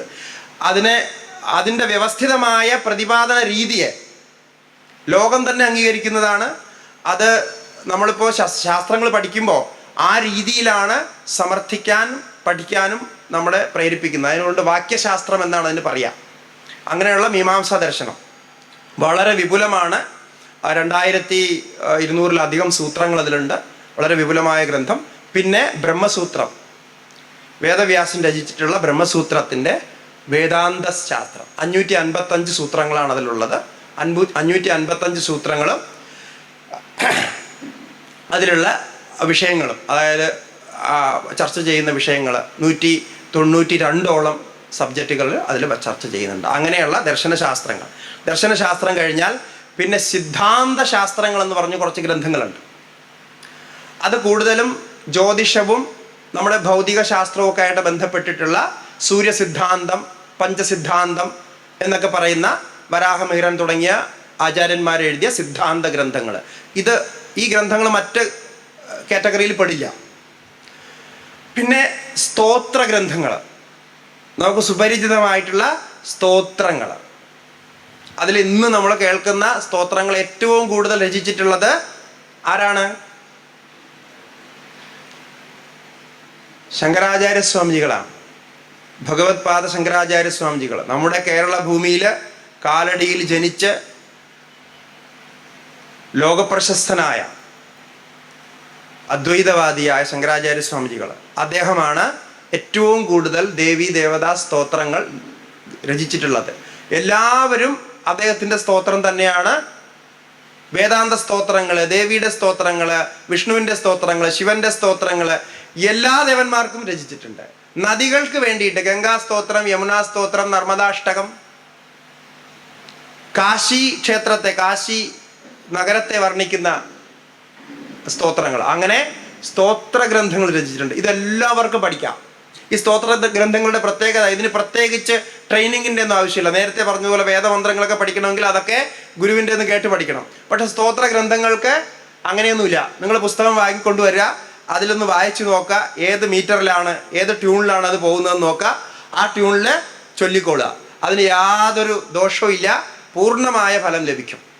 സൗന്ദര്യലഹരി അദ്ദേഹത്തിൻ്റെ ഉത്കൃഷ്ടമായ സ്തോത്ര ഗ്രന്ഥങ്ങളിൽ ഒന്നാണ്. അങ്ങനെയുള്ള അനേകം സ്തോത്ര ഗ്രന്ഥങ്ങൾ, അതൊക്കെ ഭാവത്തോടു കൂടിയും രാഗത്തിൽ പാടാനും വാദ്യങ്ങൾ വെച്ച് പാടാനും ഒക്കെ പറ്റുന്ന സ്തോത്ര ഗ്രന്ഥങ്ങളുണ്ട്. അതിലൊക്കെ വേദാന്ത തത്വങ്ങൾ പ്രതിപാദിക്കുന്നു, നമുക്ക് അനുഷ്ഠിക്കേണ്ട കാര്യങ്ങൾ പ്രതിപാദിക്കുന്നു. ഈ സ്തോത്രങ്ങൾ ചൊല്ലി മാത്രം നമ്മുടെ ഇഷ്ടങ്ങൾ സാധിക്കാം. ഇപ്പോൾ സൗന്ദര്യലഹരി പോലുള്ള സ്തോത്രങ്ങൾ നിത്യവും ജപിച്ചാൽ നമ്മുടെ എല്ലാ കാര്യങ്ങളും സാധ്യമാകും. വിഷ്ണു സഹസ്രനാമം, അത് മഹാഭാരതത്തിൽ വരുന്നതാണ്, അത് ജപിക്കാം. ഇങ്ങനെയുള്ള സ്തോത്ര ഗ്രന്ഥങ്ങൾ, നാമാവലികളും അങ്ങനെയൊക്കെ, അതൊക്കെ ഭജനയായിട്ട് പാടുന്ന രീതിയും നമുക്ക് അറിയാവുന്നതാണ്. അപ്പോൾ അതെല്ലാം ചെയ്യാം. പക്ഷേ വേദമന്ത്രങ്ങളെ പാട്ടുകളാക്കി പാടരുത്. അങ്ങനെ പാടാൻ വേണമെങ്കിൽ, പക്ഷേ അതുകൊണ്ട് നേരത്തെ പറഞ്ഞ ഫലങ്ങളൊന്നും ഉണ്ടാവില്ല. നേരത്തെ പറഞ്ഞ വാതാപിയുടെ കാര്യം ഓർക്കുക, അത് സ്വരത്തിൻ്റെ രീതിയിൽ തന്നെ പാടിയാലേ അത് ശരിയാവുള്ളൂ. പിന്നെ കാവ്യഗ്രന്ഥങ്ങൾ, രഘുവംശം, കുമാരസംഭവം പോലുള്ള കാവ്യഗ്രന്ഥങ്ങൾ. അപ്പോൾ ഈ കാവ്യഗ്രന്ഥങ്ങൾ പഠിക്കുമ്പോൾ, ശാകുന്തളമൊക്കെ പഠിക്കുമ്പോൾ പലപ്പോൾ നമുക്ക് തോന്നും ഇതിലൊക്കെ ശൃംഗാര രസവും മറ്റ് രസങ്ങളും ഒക്കെയാണല്ലോ വർണ്ണിച്ചിരിക്കുന്നത്. ഇതെങ്ങനെയാണ് നമ്മുടെ ഒരു ഗ്രന്ഥമായിട്ട് കണക്കാക്കാൻ, പ്രാമാണിക ഗ്രന്ഥമായിട്ട് കണക്കാക്കാം? പക്ഷെ അങ്ങനെയല്ല. ഈ കാവ്യങ്ങളിൽ പോലും 4 പുരുഷാർത്ഥ സംബന്ധമായിട്ടുള്ള ചതുർപുരുഷാർത്ഥ സംബന്ധമായിട്ടുള്ള വിചാരങ്ങൾ ഉണ്ടാകും. അതിലെ ഏറ്റവും വ്യക്തമായി പറയാവുന്ന മഹാകാവ്യമാണ് രഘുവംശം. യതി ആരെങ്കിലും മുഴുവൻ വായിച്ചിട്ടുണ്ടെങ്കിൽ അവർക്കറിയാം. അതിൽ എല്ലാ രസങ്ങളും, നവരസങ്ങളും ഉണ്ട് കാവ്യത്തിൻ്റെ ഗുണങ്ങളായിട്ട്. അതോടൊപ്പം തന്നെ ആധ്യാത്മികമായിട്ടുള്ള കാര്യങ്ങളും വർണ്ണിച്ചിട്ടുണ്ട്. ഈ 4 പുരുഷാർത്ഥങ്ങളെക്കുറിച്ചും അവിടെ വർണ്ണിക്കുന്നുണ്ട്. അപ്പോൾ ആ കഥ അങ്ങനെ പോകുന്നു എന്ന് മാത്രം. പിന്നെ നമ്മൾ കേട്ടിട്ടുണ്ടാവില്ല, പിന്നെ ഒരു ഗ്രന്ഥവിഭാഗം ഉള്ളത് 64 കലകളെ കുറിച്ചിട്ടാണ്. അവസാനത്തെ ഒരു വിഭാഗം നമുക്ക് പറയാം. പിന്നെ സുഭാഷിതങ്ങൾ വേറെയുണ്ട്. 64 കലകൾ. അങ്ങനെ കലകളെ കുറിച്ച് കേട്ടിട്ടുണ്ടല്ലോ, 64 കലകളുണ്ട്. അതിലിപ്പോൾ ഒരു ഉദാഹരണം പറഞ്ഞാൽ പാചക കല, അതൊരു കലയാണ്. അതുപോലെ തന്നെ വാസ്തുകല ഒരു കലയാണ്, ശില്പകല വേറൊരു കലയാണ്, സംഗീതം വേറൊരു കലയാണ്, വാദ്യം വേറൊരു കലയാണ്. ഇങ്ങനെ കുതിര സവാരി, ഇപ്പോൾ പറഞ്ഞാൽ ഡ്രൈവിംഗ് എന്ന് പറയാം. അന്നത്തെ കാലത്ത് കുതിര ഓടിക്കൽ ആണല്ലോ വരുന്നത്. ആനപ്പുറത്ത് യാത്ര ചെയ്യുക, കുതിരപ്പുറത്ത് യാത്ര ചെയ്യുക, ഇങ്ങനെയൊക്കെ പറഞ്ഞാൽ കുതിര സവാരിയൊക്കെ ഉണ്ടായിരുന്നു. ഇതെല്ലാം ഓരോരോ കലകളായിട്ട് വർണ്ണിക്കുന്ന ഗ്രന്ഥങ്ങളും അതിൻ്റെ ശാസ്ത്രവും ഉണ്ടായിരുന്നു. പാചകകലയുടെ പാചകശാസ്ത്രം എന്ന ഗ്രന്ഥമുണ്ട്. അതിൽ പാചകത്തിൽ എങ്ങനെയൊക്കെ ചെയ്യാം, ഏതൊക്കെ ചേർത്താൽ എന്തൊക്കെ സ്വാദുകൾ ഉണ്ടാവും എന്നുള്ള കോമ്പിനേഷൻസ് ഒക്കെ പറഞ്ഞിട്ടുണ്ട്. അപ്പോൾ അതൊക്കെ ശാസ്ത്രീയമായ രീതിയിൽ വർണ്ണിച്ചത്. ഇതാണ് നമ്മുടെ ഗ്രന്ഥങ്ങളെക്കുറിച്ച് പറയുമ്പോൾ ഒരു പരിചയം. അവസാനമായിട്ട് സുഭാഷിതങ്ങളുണ്ട്. സുഭാഷിതങ്ങൾ എന്ന് പറയുമ്പോൾ അത് മിശ്രിതമാണ്. മറ്റ് ഗ്രന്ഥങ്ങളിൽ നിന്നൊക്കെ എടുത്ത് ശേഖരിച്ച് പറഞ്ഞ് ആ രീതിയിലുള്ളതായിരിക്കും. പിന്നെ അതിൽ പെടുന്നതാണ് സുഭാഷിതത്തിൻ്റെ കാറ്റഗറിയിൽ നമുക്ക് വയ്ക്കാൻ പറ്റുന്നതാണ്. നമ്മൾ ആദ്യം വസുധൈവ കുടുംബകം പറയുമ്പോൾ പറഞ്ഞ പഞ്ചതന്ത്രം എന്ന ഗ്രന്ഥം. ഇതൊക്കെ സുഭാഷിതത്തിൻ്റെ കാറ്റഗറിയിൽ വരുന്നതാണ്. ഇങ്ങനെയുള്ള ഇത്രയും വിശാലമായ ഒരു ഗ്രന്ഥശേഖരം നമുക്കുണ്ട്. ഇതിലൊക്കെ എല്ലാ മനുഷ്യർക്കും സഹജമായി അനുഷ്ഠിക്കാൻ പറ്റുന്ന അനുഷ്ഠാനങ്ങളും പ്രാക്ടിക്കലായിട്ടുള്ള കാര്യങ്ങളുമാണ് പറഞ്ഞിരിക്കുന്നത്. അതിൽ പ്രത്യേകിച്ച് പുരാണങ്ങളിൽ ആരോഗ്യം നിലനിർത്താനുള്ള ഉപായങ്ങൾ, ആയുർവേദത്തിൽ പറയുന്ന കാര്യങ്ങൾ, അതുപോലുള്ള ഉപായങ്ങൾ, പുരാണങ്ങളിൽ തന്നെ ഭൗഗോളശാസ്ത്രമുണ്ട്, ചെടികളെക്കുറിച്ചുള്ള അറിവുകൾ, വൃക്ഷങ്ങളുടെ സ്വഭാവം എന്ന് വേണ്ട നാം അറിഞ്ഞിരിക്കേണ്ട എല്ലാ കാര്യങ്ങളും ഇത്രയും വ്യാപകമായ ശാസ്ത്രങ്ങളിലുണ്ട്. പക്ഷെ ഇതൊന്നും നമുക്ക് സ്കൂളുകളിൽ പഠിക്കാൻ കഴിഞ്ഞിട്ടില്ല, ഇതിനെക്കുറിച്ചൊന്നും കേൾക്കാൻ തന്നെ കഴിഞ്ഞിട്ടില്ല. ഇതിൽ ചെറ ഗ്രന്ഥങ്ങളെ മാത്രമാണ് നമ്മൾ സാമാന്യമായി കേൾക്കുകയും പരിചയപ്പെടുകയും ചെയ്യാം. പക്ഷേ എപ്പോഴെങ്കിലുമൊക്കെ അവസരം കിട്ടുമ്പോൾ, ഇത്രയധികമൊന്നും പഠിക്കാനുള്ള സമയം നമുക്കില്ല, പക്ഷെ മഹാഭാരതം ഒന്ന് വായിക്കുന്നത് വളരെ നല്ലതാണ്. അതിൽ മഹാഭാരതത്തിലെ ഒരു ഭാഗം മാത്രമാണ് ഈ യുദ്ധമെന്നത്. യുദ്ധമെന്ന് കേട്ടിട്ടാണ് പലരും ഭയന്നിട്ട്, നമ്മുടെ നാട്ടിലൊക്കെ ആൾക്കാർ പറയുന്നതൊക്കെ കേട്ടിട്ടുണ്ട്, മഹാഭാരതം വായിച്ചാൽ വീട്ടിൽ യുദ്ധമുണ്ടാകും, വഴക്കുണ്ടാകും, അല്ലേ? അങ്ങനെ കേട്ടിട്ടുണ്ട്. ഇതൊക്കെ പറഞ്ഞു പറ്റിക്കലാണ്. ഞാൻ നേരത്തെ പറഞ്ഞില്ല, ഇതൊക്കെ അനാചാരങ്ങളാണ്. മഹാഭാരതം എടുത്ത് നോക്കിയാൽ നിങ്ങൾ വായിക്കുകയാണെങ്കിൽ ആദ്യത്തെ അധ്യായത്തിൽ ആരൊക്കെയാണ് മഹാഭാരതം വായിക്കേണ്ടതെന്ന് എഴുതിയിട്ടുണ്ട് വ്യാസൻ. അതിൽ പറഞ്ഞിരിക്കുന്നത് ഗർഭിണിയായിരിക്കുന്ന ഒരമ്മയെ, ഒരു സ്ത്രീയെ ഈ മഹാഭാരതം വായിച്ച് കേൾപ്പിക്കണം, അത് ഏറ്റവും പുണ്യമാണെന്നാണ്. പക്ഷെ നമ്മുടെ കുട്ടിക്കാലത്ത്, അല്ലെങ്കിൽ നിങ്ങളും കേട്ടിട്ടുണ്ടാവും, നമ്മുടെ കുട്ടിക്കാലത്ത് നേരെ തിരിച്ചു പറഞ്ഞിട്ടാണ് കേട്ടിട്ടുള്ളത്. ഗർഭിണിയായിരിക്കുന്ന സ്ത്രീയെ ഒരിക്കലും മഹാഭാരതം വായിച്ച് കേൾപ്പിക്കരുതെന്ന്. മഹാഭാരതത്തിൽ എഴുതിയിരിക്കണം അത് കേൾപ്പിക്കണമെന്നാണ്. എന്ന് ആലോചിച്ച് നോക്ക്. അതുപോലെ രാമായണത്തിൻ്റെ കഥ, ഇങ്ങനെ നമ്മൾ മൊത്തം അബദ്ധങ്ങളാണ് വിചാരിച്ചിരിക്കുന്നത്. കാരണം ഈ പറയുന്നവരോ കേൾക്കുന്നവരോ ഒരിക്കൽ പോലും ഈ മഹാഭാരതം മുഴുവൻ വായിച്ച് നോക്കിയിട്ടില്ല. ഇതിൽ എന്താണ് ഇത്ര വലിയ അണുബോംബ് ഇരിക്കുന്നത്, ഇങ്ങനെ വായിച്ചു കഴിഞ്ഞാൽ വീട്ടിൽ പൊട്ടിത്തെറിക്കുമെന്ന് പറയുന്നു. ഇനി വേറൊരു കാര്യം, അങ്ങനെ വായിച്ചാൽ, ഒരു പുസ്തകമാണത് മഹാഭാരതം എന്ന് പറയുന്നത്, ഒരു വലിയ പുസ്തകം എന്ന് വയ്ക്കാം, അത് വായിച്ചാൽ ഇത്രയധികം ഫലം ഉണ്ടാവുമെങ്കിൽ, അത് വായിക്കുന്നത് കൊണ്ട് തന്നെ ഇങ്ങനെ ഒരു പൊട്ടിത്തെറിക്ക് കാരണമാവുമെങ്കിൽ, അപ്പോൾ അതിന് എത്ര ശക്തിയുണ്ട്, അല്ലേ? വെറും ഒരു പുസ്തകത്തിന് അത് വായിച്ചാൽ അവിടെ ആ പുസ്തകം വായിക്കുന്നത് നിമിത്തമായിട്ട് വീട്ടിൽ വഴക്കുണ്ടാവുമെന്ന് പറഞ്ഞു കഴിഞ്ഞാൽ ഇതിലും വലിയ മണ്ടത്തരം ഇത്. ഇതാണ് നമ്മുടെ അജ്ഞാനം, അന്ധകാരം, അനാചാരം എന്നൊക്കെ പറയുന്നത്. അതിനെ നമ്മൾ നോക്കാനേ പോകില്ല, പിന്നെ ഭയന്നിട്ട് അങ്ങോട്ട് പോകില്ല. കാരണം എന്താണ്? നമുക്കുള്ള ഭക്തി എന്ന് പറയുന്നത് യഥാർത്ഥ ഭക്തിയല്ല. നമുക്കുള്ള ഭക്തി എന്ന് പറയുന്നത് ഭയഭക്തിയാണ്. ഭയഭക്തി എന്ന് പറഞ്ഞാൽ നമുക്ക് ഭക്തി ഉണ്ടാകണമെങ്കിൽ ആരെങ്കിലും നമ്മളെ ഭയപ്പെടുത്തണം. മനസ്സിലായില്ലേ? അപ്പം ഭയം ഉണ്ടെങ്കിലാണ് ഭക്തി ഉണ്ടാവുക. അതായത് ഇപ്പോൾ അമ്പലത്തിൽ പോയില്ലെങ്കിൽ എന്താ വിചാരിക്കുക? ഇപ്പോൾ ഉത്സവത്തിന് നമ്മൾ പോയില്ല, പിന്നെ ഭഗവാനെ കണ്ടില്ല, ദർശനം ചെയ്തില്ല, അവിടെ അർച്ചന ചെയ്തില്ല, ഭഗവാൻ കോപിക്കാൻ സാധ്യതയുണ്ട് എന്ന് ഭയന്നിട്ട് നമ്മൾ പോവും. ഒന്ന് ആലോചിച്ച് നോക്കാം. നമ്മളെ സൃഷ്ടിച്ച, നമ്മളെ സംരക്ഷിക്കുന്ന, നമുക്ക് എല്ലാം തരുന്ന, എല്ലാം തന്നുകൊണ്ടിരിക്കുന്ന ആ ഭഗവാനെ ഭയക്കുകയോ? ഭഗവാൻ പറയുന്നത് എല്ലാവരുടെയും ഹൃദയത്തിൽ ഞാൻ സ്നേഹരൂപനായി, എല്ലാവരുടെയും സുഹൃത്തായി, എല്ലാവരുടെയും ആത്മാവായി, സ്വരൂപമായി ഞാൻ കുടികൊള്ളുന്നതാണ്. അങ്ങനെയൊന്നും പറഞ്ഞാൽ നമുക്ക് യേശുവില്ല. നമ്മളിത് എന്തെങ്കിലും ചെയ്യണമെങ്കിൽ ഭയപ്പെടുത്തണം. അപ്പോൾ ജ്യോതിഷന്മാരുടെ അടുത്ത് പോയാൽ അവർ ഭയപ്പെടുത്തും, പിന്നെ പൂജാരിമാരുടെ അടുത്ത് പോയാൽ അവർ ഭയപ്പെടുത്തും. അപ്പോൾ ഭയപ്പെടുത്തുമെന്ന് പറഞ്ഞാൽ അതിൻ്റെ കാര്യങ്ങൾ പറയുമ്പോൾ അത് നമുക്ക് ഭയമായിട്ട് തോന്നും. ഏത് ഗ്രന്ഥം വായിക്കണോ, ഏത് ഗ്രന്ഥം വായിക്കേണ്ട, എല്ലാ സ്ഥലത്തും നമുക്ക് ഭയമാണ്. ഭയഭക്തി അല്ല ഭഗവാനോട് വേണ്ടത്. ഭയഭക്തി വേണ്ടത് ആരോടെന്നറിയാമോ? പണ്ട് കാലത്ത് ഭയഭക്തി വേണ്ടിയിരുന്നത് രാജാക്കന്മാരോടായിരുന്നു. രാജാക്കന്മാരോട് വേണ്ടത് ഭയഭക്തിയാണ്, അല്ലാതെ സ്നേഹഭക്തിയല്ല. പക്ഷെ ഇന്ന് നമുക്ക് അതിൻ്റെ ആവശ്യമേ ഇല്ല. ഇന്ന് നമുക്ക് ആരെയും ഭയക്കേണ്ട ആവശ്യമില്ല. കാരണം എന്താണ്? ഇന്ന് നമ്മൾ തന്നെയാണ് നമ്മൾ ഭരിക്കുന്നത്. ജനാധിപത്യമല്ലേ? എന്താണ് ജനാധിപത്യം? ജനങ്ങൾ തിരഞ്ഞെടുത്ത് ജനങ്ങൾക്ക് വേണ്ടി ജനങ്ങളാൽ ഭരിക്കുന്നതാണ്. അപ്പൊ പിന്നെ ആരെ ഭയക്കേണ്ടത്? ജനങ്ങൾ വിചാരിച്ചാൽ അവിടെ ഭരണകൂടമില്ല, ജനങ്ങൾ വിചാരിച്ചാൽ ഒരു ഭരണകൂടം വരും. അതുകൊണ്ട് ഭയഭക്തിക്ക് ഒരാവശ്യമില്ല. പൂർണ്ണമായിട്ടും ഭയഭക്തി നിന്ന് മുക്തമാവുക.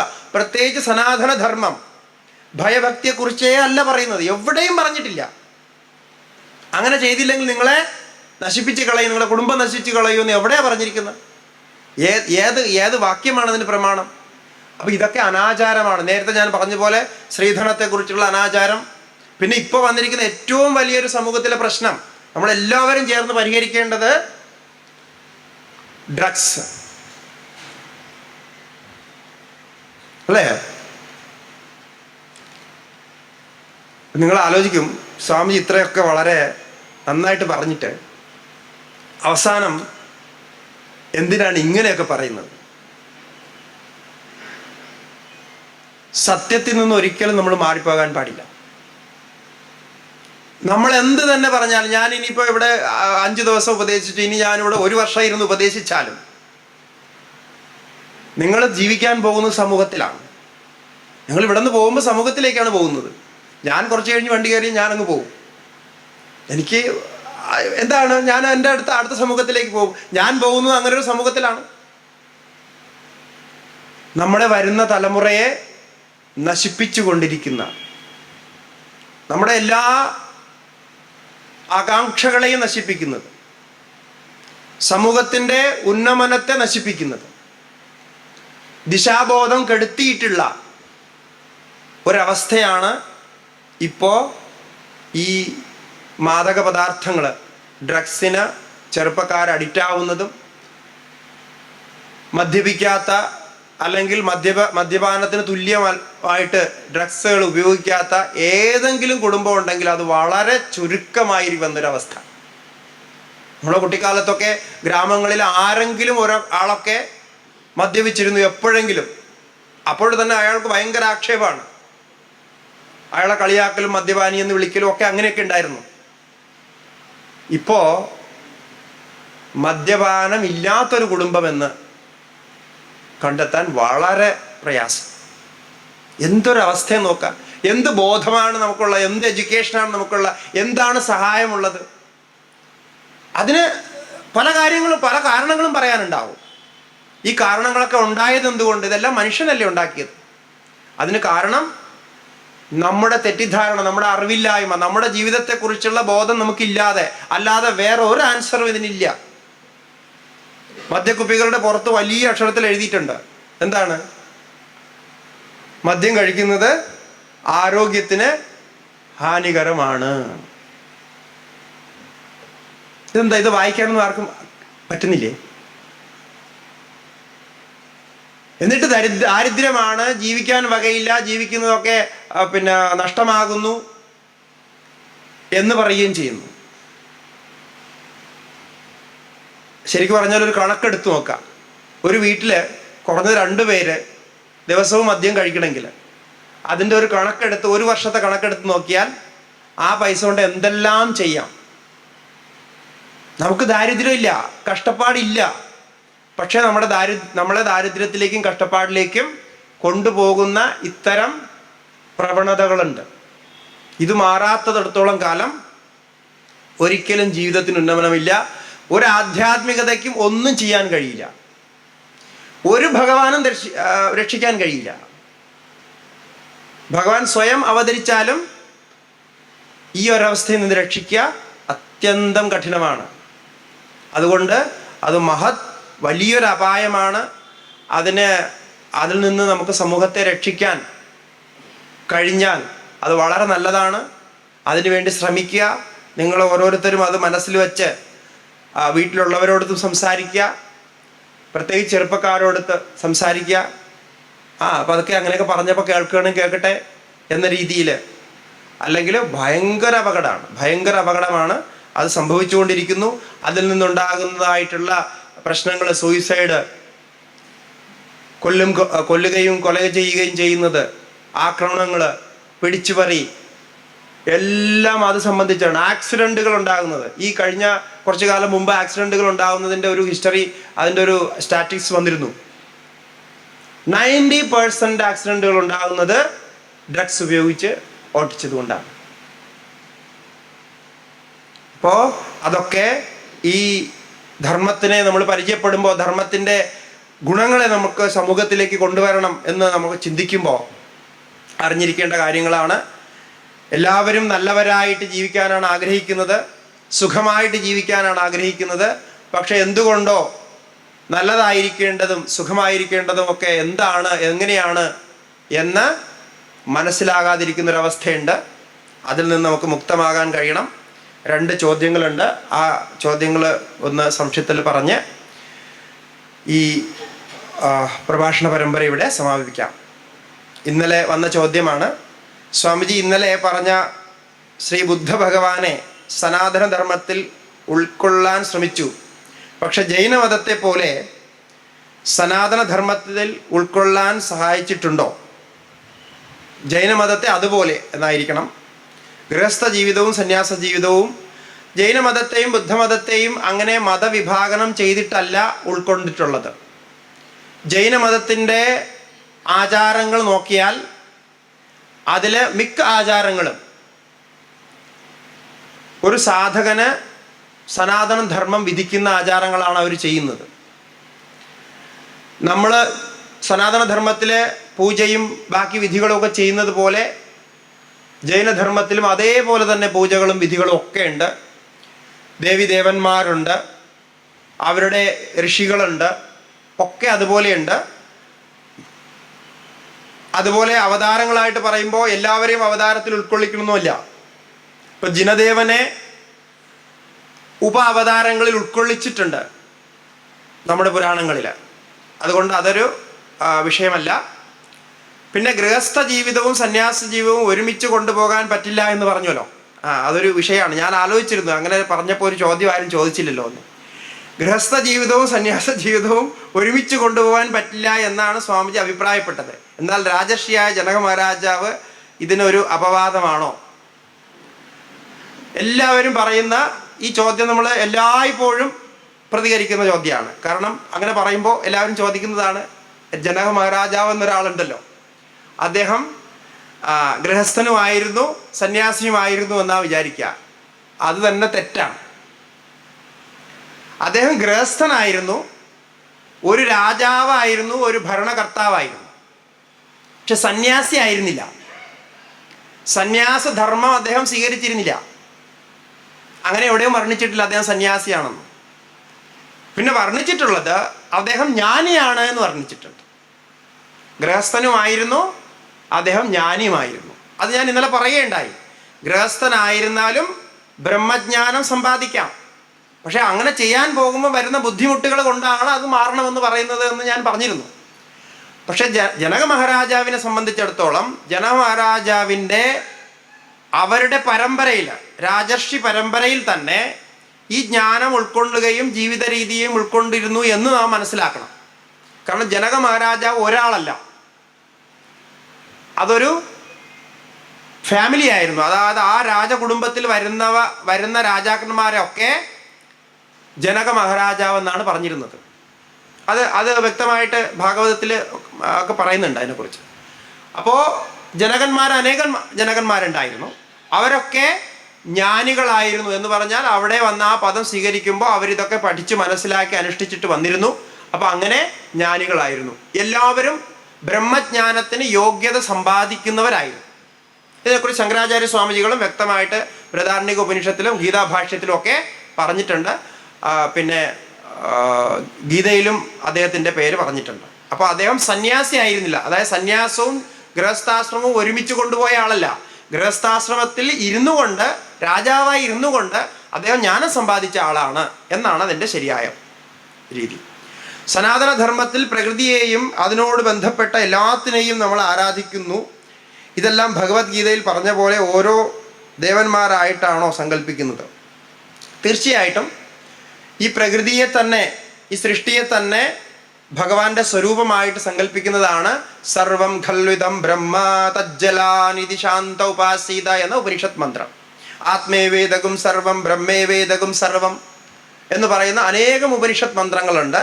ഈ സൃഷ്ടിയിൽ മുഴുവൻ ഇതിൻ്റെയൊക്കെ കാരണമായിട്ട്, പരമകാരണമായിട്ട് വ്യാപ്തമായിരിക്കുന്നത് ആ സച്ചിദാനന്ദമായിട്ടുള്ള തത്വമാണ്. അങ്ങനെയാണ് ഈ കാണുന്നതൊക്കെ കാണുന്നത് പോലെ അല്ലല്ലോ. അതിൻ്റേതായിട്ട് കാരണമായിട്ടിരിക്കുന്നത്, പ്രകൃതിയായിട്ടിരിക്കുന്നത്, അതിൻ്റെ സത്തയായിട്ടിരിക്കുന്നതാണ് ഈശ്വരൻ. അതുകൊണ്ട് ഓരോ ചരാചരത്തിലും ഈശ്വരൻ കുടികൊള്ളുന്നു എന്ന വേദങ്ങളും ഉപനിഷത്തുക്കളും ഉദ്ഘോഷിക്കുന്നു. സ്വാമിജി ഇന്നലെ പറഞ്ഞ കഥയിൽ ചൈനക്കാർ സൂചിപ്പിച്ചതുപോലെ സനാതനധർമ്മത്തിൽ വിശ്വസിക്കുന്നവർ ബിസിനസ് ഗ്രോത്ത് വിശ്വസിക്കുന്നില്ല. ഇത് ബുദ്ധമത വിശ്വാസത്തിൻ്റെ പ്രതിഫലമല്ലേ? വേദങ്ങൾ ഇതിനോട് യോജിക്കുന്നുണ്ടെന്ന് തോന്നുന്നു. ഇത് ആരാ പറഞ്ഞത്? ഇതൊക്കെയാണ് ഞാൻ ഈ പറയുന്നത്. കാരണം ഇത് ഇങ്ങനെ ഒരു കൺസെപ്റ്റേ നമുക്കില്ല. ബിസിനസ് ഗ്രോത്തിൽ വിശ്വസിക്കുന്നില്ല എന്ന് എങ്ങനെയാണ്, എന്താണ് അതിൻ്റെ ഒരു പ്രമാണം? അങ്ങനെ പറയാൻ കാരണം സനാതനധർമ്മം ബിസിനസ് ഗ്രോത്തിൽ വിശ്വസിക്കുന്നില്ല. ഇതൊക്കെ വെറുതെ പറയാണ്. ഇന്ന് നമ്മുടെ ബിസിനസ്സിൻ്റെ ഹിസ്റ്ററി എടുത്ത് നോക്കിയാൽ ഒരു 200 വർഷം അല്ലെങ്കിൽ 300 വർഷം മുമ്പ് ഭാരത ഭൂമിയിലുണ്ടായിരുന്ന വ്യാപാര വ്യവസായങ്ങളും അതിൻ്റെ വ്യവസ്ഥകളും നമ്മൾ ഹിസ്റ്ററിയിലൊക്കെ കുറച്ചൊക്കെ പഠിച്ചിട്ടുള്ളതാണ്. ഇതൊക്കെ എത്രയോ വ്യാപകമായ രീതിയിലുണ്ടായിരുന്നു. നമ്മുടെ ഭാരതം ഒരു സ്വർണ്ണഖനിയായിരുന്നു എന്നാണല്ലോ പറയപ്പെടുന്നത്. അത് ബിസിനസ് ഇല്ലാത്തതുകൊണ്ടല്ല, എല്ലാവരും ബിസിനസ് ചെയ്യുന്നത്. ബിസിനസ്സിനെ കുറിച്ച് എങ്ങനെ ബിസിനസ് ചെയ്യണമെന്ന് ചാണക്യരചിതമായിട്ടുള്ള അർത്ഥശാസ്ത്രത്തിൽ വർണ്ണിച്ചിട്ടുണ്ട്, ശുക്രനീതിയിൽ വർണ്ണിച്ചിട്ടുണ്ട്, മഹാഭാരതത്തിൽ വർണ്ണിച്ചിട്ടുണ്ട്. വ്യാപാരങ്ങൾ ചെയ്യുമ്പോൾ ശ്രദ്ധിക്കേണ്ട നിയമങ്ങൾ, വ്യാപാരികൾ എങ്ങനെയാണ് പരസ്പരം തിരിച്ചറിയേണ്ടത് ഒക്കെ പറഞ്ഞിട്ടുണ്ട്. അർത്ഥശാസ്ത്രം വായിച്ചു നോക്കുക, ബിസിനസ്സിൻ്റെ എല്ലാ നിയമങ്ങളും അവിടെ പറയുന്നുണ്ട്. അപ്പം അതുകൊണ്ട് ഇതൊക്കെ വെറുതെ ഇങ്ങനെ നമുക്ക് പരിചയമില്ലാതെ വരുമ്പോൾ എന്തെങ്കിലുമൊക്കെ കേൾക്കുമ്പോൾ എന്തെങ്കിലുമൊക്കെ പറയും. കാരണം എന്താണ്? സനാതനധർമ്മം പറയുമ്പോൾ സനാതനധർമ്മത്തിലെല്ലാം സ്വാമിമാരെയാണല്ലോ കാണുക. നമ്മൾ സനാതനധർമ്മം എന്ന് പറഞ്ഞ് കാണുന്നത് സ്വാമിമാരെയും കുറച്ച് അമ്പലങ്ങളെയും. അല്ലാതെ എന്താ സനാതനധർമ്മത്തിൽ നമ്മൾ കാണുന്നത്? വേറെ ഒന്നും നമുക്ക് കാണാനില്ല. അപ്പം അങ്ങനെ നോക്കുമ്പോൾ അങ്ങനെയാ വിചാരിക്കുക. പിന്നെ അമ്പലങ്ങളെ നോക്കിയാൽ ഇപ്പം നമ്മളെ ഭാരതത്തിലുള്ള എല്ലാ അമ്പലങ്ങളുടെ മൊത്തം ഒരു അവിടെ നടക്കുന്ന വരവ് ചെലവുകൾ എല്ലാം ഒന്ന് കണക്കെടുത്ത് നോക്കൂ. ഇപ്പൊ തിരുപ്പതി ഭഗവാൻ എല്ലാ ബിസിനസ്സുകാരും ഏറ്റവും കൂടുതൽ അംഗീകരിക്കുന്ന ബിസിനസിന്റെ രാജാവായിട്ടാണ് തിരുപ്പതി ഭഗവാൻ എല്ലാവരും അംഗീകരിക്കുന്നത്. ബിസിനസ് തുടങ്ങുമ്പോൾ ആദ്യം പോയിട്ട് തിരുപ്പതി ഭഗവാനെയാണ് നമസ്കരിക്കുന്നത്. അവിടെ നമസ്കരിച്ച് പ്രണമിച്ച് വന്നാൽ ബിസിനസ് നടക്കുന്നു. കുറേ ആൾക്കാർ, എനിക്ക് തന്നെ അറിയാം പലരെയും, അവരൊക്കെ തിരുപ്പതി ഭഗവാനെ, തിരുപ്പതി ബാലാജിയെ ബിസിനസ് പാർട്ട്ണറായിട്ട് വെച്ചിട്ടുണ്ട്. അങ്ങനൊരു രീതിയുണ്ട്. ആ ബിസിനസ് പാർട്ട്ണർ എന്ന് പറഞ്ഞാൽ അവർ വളരെ സത്യസന്ധമായിട്ട് അതിൽ ഒരു പാർട്ട്ണർക്കുള്ള എന്താണോ ധനം അവശേഷിക്കുന്നത്, ലാഭമായിട്ട് വരുന്നത്, അത് അവിടെ കൊണ്ടിടും. അങ്ങനെയാണ് ഇത്രയും ധനം ഉണ്ടാകുന്നത്. അതുപോലെ ശബരിമല അയ്യപ്പസ്വാമിയെയും പലരും ബിസിനസ് പാർട്ട്ണറായിട്ട് വെച്ചിട്ടുണ്ട്. കേരളത്തിലല്ല,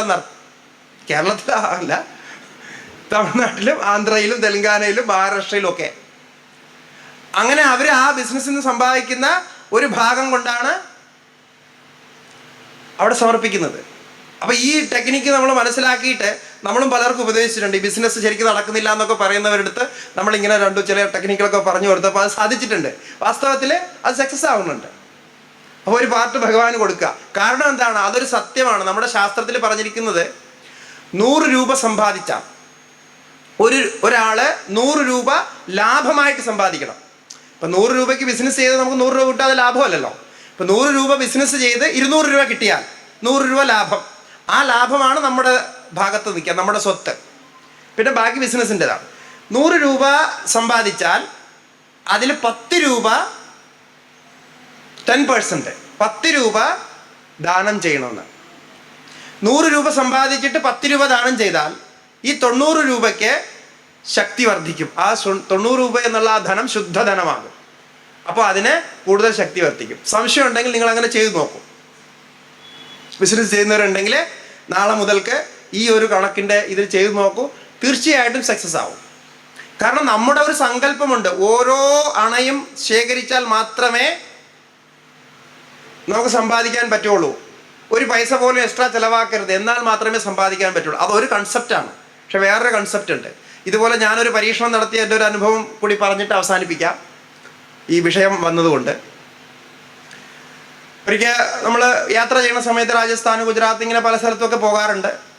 അപ്പോൾ ഗുജറാത്തിൽ കുറേ വർഷങ്ങൾക്ക് മുമ്പ്, ഒരു ഏകദേശം ഒരു 15 വർഷം മുമ്പാണെന്ന് തോന്നുന്നു, ഒരു സ്ഥലത്ത് പോകുമ്പോൾ സ്വാമിജി വന്നപ്പോൾ എല്ലാവരും കാണാൻ വന്നു. ആ കൂട്ടത്തിൽ ഒരാൾ വന്നു. അയാൾ ഒരു ചെറിയ ചായക്കട നടത്തുക, അതായത് നമ്മുടെ ഇവിടെയൊക്കെ തട്ടുകട എന്ന് പറയില്ലേ, അതുപോലെ തട്ടുകട നടത്തുന്ന ഒരു ചെറിയ ഒരു സാധാരണ മനുഷ്യൻ. അദ്ദേഹം കുറച്ച് പഴമൊക്കെ ആയിട്ട് സ്വാമിജി വന്നപ്പോൾ ദർശിച്ച അനുഗ്രഹം വായിച്ചാൽ ചിലപ്പോൾ ഇതൊക്കെ ശരിയാവും എന്നുള്ള രീതിയിൽ വന്ന് എല്ലാവരും പോയി കഴിഞ്ഞിട്ട് അദ്ദേഹം പറഞ്ഞു, സ്വാമിജി ഞാനിങ്ങനെ ഇവിടെ ഈ ചായ കട നടത്തുകയാണ്. അപ്പോൾ അതിൽ വലിയ ലാഭമൊന്നുമില്ല. എനിക്ക് 2-3 മക്കളൊക്കെ ഉണ്ട്, അവരൊക്കെ പഠിക്കുകയാണ്. അപ്പോൾ എന്താ ഞാൻ ചെയ്യേണ്ടത്, എന്താ പ്രാർത്ഥന ചെയ്യേണ്ടത്, ഏത് ഭഗവാനെയാണ് പ്രാർത്ഥിക്കേണ്ടത്? അപ്പോൾ ഞാൻ ചോദിച്ചു, നിങ്ങളുടെ ഇഷ്ടദേവൻ ഏതാണ്? അപ്പോൾ അദ്ദേഹം രാധാകൃഷ്ണനാണെന്ന് പറഞ്ഞു. ശരി, രാധാകൃഷ്ണനെ വെച്ചോളൂ, പ്രാർത്ഥിച്ചോളൂ എന്നൊക്കെ പറഞ്ഞു. എന്നിട്ട് ഞാൻ പറഞ്ഞു, ഞാൻ ഒരു രഹസ്യം പറഞ്ഞു തരാം, ഒരു ടെക്നിക്ക്. അത് നിങ്ങൾ ചെയ്താൽ 1 വർഷം കൊണ്ട് നിങ്ങൾക്ക് വളരെ വലിയ മാറ്റം ഉണ്ടാകും. പക്ഷെ അത് ചെയ്യണം, നിങ്ങളത് മനസ്സറിഞ്ഞ് ചെയ്യണം. അപ്പോൾ എന്താണെന്ന് ചോദിച്ചു. ഞാൻ പറഞ്ഞു, നിങ്ങൾ ചായ വിൽക്കലാണല്ലോ പരിപാടി. നാളെ മുതൽക്ക് ദിവസവും ഒരു ചായ ഫ്രീ ആയിട്ട് കൊടുക്കുക. എന്ന് പറഞ്ഞാൽ ദിവസം അടിക്കുന്ന ചായ വിൽക്കുക. എന്നിട്ട് ഒരു ചായ എപ്പോഴെങ്കിലും നിങ്ങൾ ആരെങ്കിലും ആൾ വരുമ്പോൾ തോന്നും ഇയാൾക്ക് ചായ ഫ്രീ. അപ്പോൾ അങ്ങനെ ഒരു ചായ ഫ്രീ ആയിട്ട് കൊടുക്കുക, അയാളിൽ നിന്ന് പൈസ വാങ്ങരുത്. ഇങ്ങനെ നിങ്ങൾ ചെയ്ത് നോക്കൂ എന്ന് പറഞ്ഞു. അയാൾ ചെയ്ത് നോക്കി, വളരെ വിജയമായി. ഇപ്പോൾ അയാൾക്ക് വലിയ ഹോട്ടലും, ഓരോ ഹോട്ടലോ 2 ഹോട്ടലോ ഒക്കെ ഉണ്ട്, വലിയ ബിസിനസ്സായി. കാരണം എന്താണ്? വളരെ സിമ്പിളാണ്. ഒരു ചായ ഫ്രീ ആയിട്ട് കൊടുക്കുമ്പോൾ ആൾക്കാർ വിചാരിക്കുക എന്താണ്, അദ്ദേഹം എത്ര നല്ല മനുഷ്യനാണ്, അദ്ദേഹം വളരെ നന്നായിട്ട് ചായ കൊടുക്കുന്ന ആളാണ്. അപ്പോൾ പിറ്റേ ദിവസം പോയി. അപ്പോൾ അദ്ദേഹം എന്ത് ചെയ്തു, ഇതിങ്ങനെ അദ്ദേഹത്തിന് ബിസിനസ് കൂടി വന്നപ്പോൾ അദ്ദേഹം ചായയുടെ എണ്ണം രാവിലെ 2 ചായയും വൈകുന്നേരം 2 ചായയും ചായ ഫ്രീ ആയിട്ട് കൊടുക്കുന്നത് കുറച്ച് കൂട്ടിയപ്പോൾ ആൾക്കാർ കൂടുതൽ വന്നു, ബിസിനസ് കൂടുതലായി, വലിയ കടയുണ്ടായി. വളരെ സിമ്പിളാണ് തിയറി. അപ്പം നമ്മൾ കൊടുക്കാൻ തയ്യാറായാൽ അത് തിരിച്ചു വരും. പക്ഷെ ആ ഭാവമാണ്, അത് നമ്മൾ പറഞ്ഞു എന്നുള്ള വിശ്വാസത്തിൽ ആ ഭാവത്തോടു കൂടി ചെയ്യുമ്പോൾ തീർച്ചയായിട്ടും അത് ഫലം ഉണ്ടാവും. നിങ്ങളും ചെയ്ത് നോക്കൂ, ഫലം ഉണ്ടാവും എന്ന് ഉറപ്പാണ്. കാരണം ഇത് സത്യമായിട്ടുള്ള കാര്യമാണ്, ഇതൊരു വ്യക്തിയെ സംബന്ധിക്കുന്നതല്ല. അപ്പോൾ അതുകൊണ്ട് അങ്ങനെയൊക്കെയുള്ള ബിസിനസ്സിൻ്റെ വലിയ വലിയ കഥകളുണ്ട്. അതൊക്കെ ഇവിടെ പറയാൻ നമുക്ക് സമയമില്ല. ഇത്രയും പറഞ്ഞ് നിങ്ങളോടൊപ്പം 5 ദിവസം ഇങ്ങനെ സംവാദിക്കാൻ കഴിഞ്ഞതിൽ വളരെ സന്തോഷമുണ്ട്. സനാതനധർമ്മത്തിൻ്റെ പ്രാക്ടിക്കലായിട്ടുള്ള ചില കാര്യങ്ങൾ വളരെ ചുരുക്കം, ഒരു 5 വിഷയം നമ്മൾ മനസ്സിൽ കരുതിയിട്ട് ഇങ്ങനെ ചെറിയ രീതിയിൽ സംസാരിച്ചു. അപ്പോൾ അതിൽ നിങ്ങൾക്ക് ഇനി അഭ്യസിക്കാൻ പറ്റുന്ന കാര്യങ്ങളൊക്കെ സ്വീകരിച്ച് അഭ്യസിക്കുക. അതാണ് അതിൻ്റെ ഫലം. കേട്ടതുകൊണ്ട് മാത്രമാകില്ല, അതിനെ കുറച്ചുകൂടി മനസ്സിലാക്കാൻ ശ്രമിക്കുക, മനനം ചെയ്യുക, ഇനിയും സത്സംഗങ്ങൾ കേൾക്കുക. ആദ്യം തന്നെ ഞാൻ സത്സംഗത്തിൻ്റെ മഹിമയെക്കുറിച്ചാണ് പറഞ്ഞു തുടങ്ങിയത്. അതൊക്കെ കേൾക്കുക.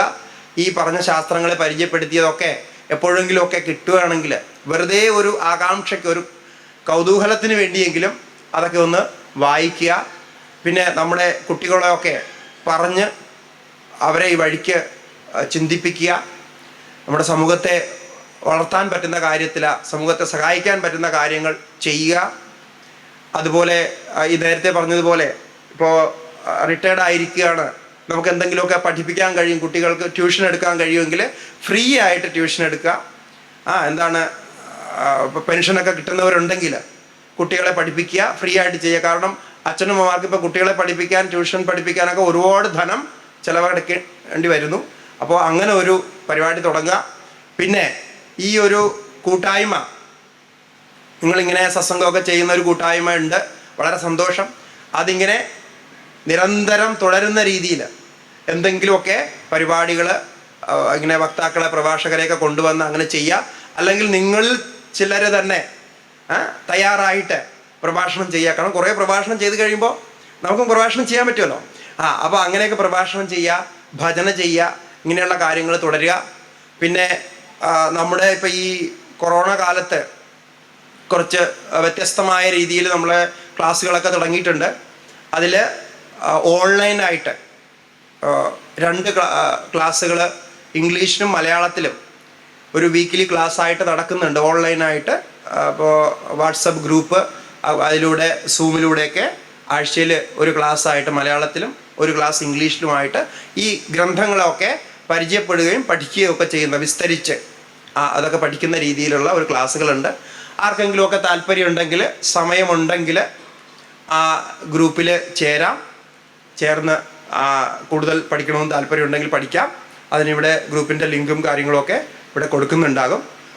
ഇപ്പോൾ സംസ്കൃതത്തിൽ ഒരു ഗ്രൂപ്പ് തുടങ്ങി. പക്ഷേ സംസ്കൃതം മനസ്സിലാകുന്നവർക്ക് ആ ഗ്രൂപ്പിലും ചേരാം. അതിൽ ദർശനശാസ്ത്രങ്ങളാണ് മുഖ്യമായിട്ട് അതിൽ പഠിക്കാൻ ഉദ്ദേശിക്കുന്നത്. അപ്പോൾ അതും നിങ്ങൾക്കാകാം.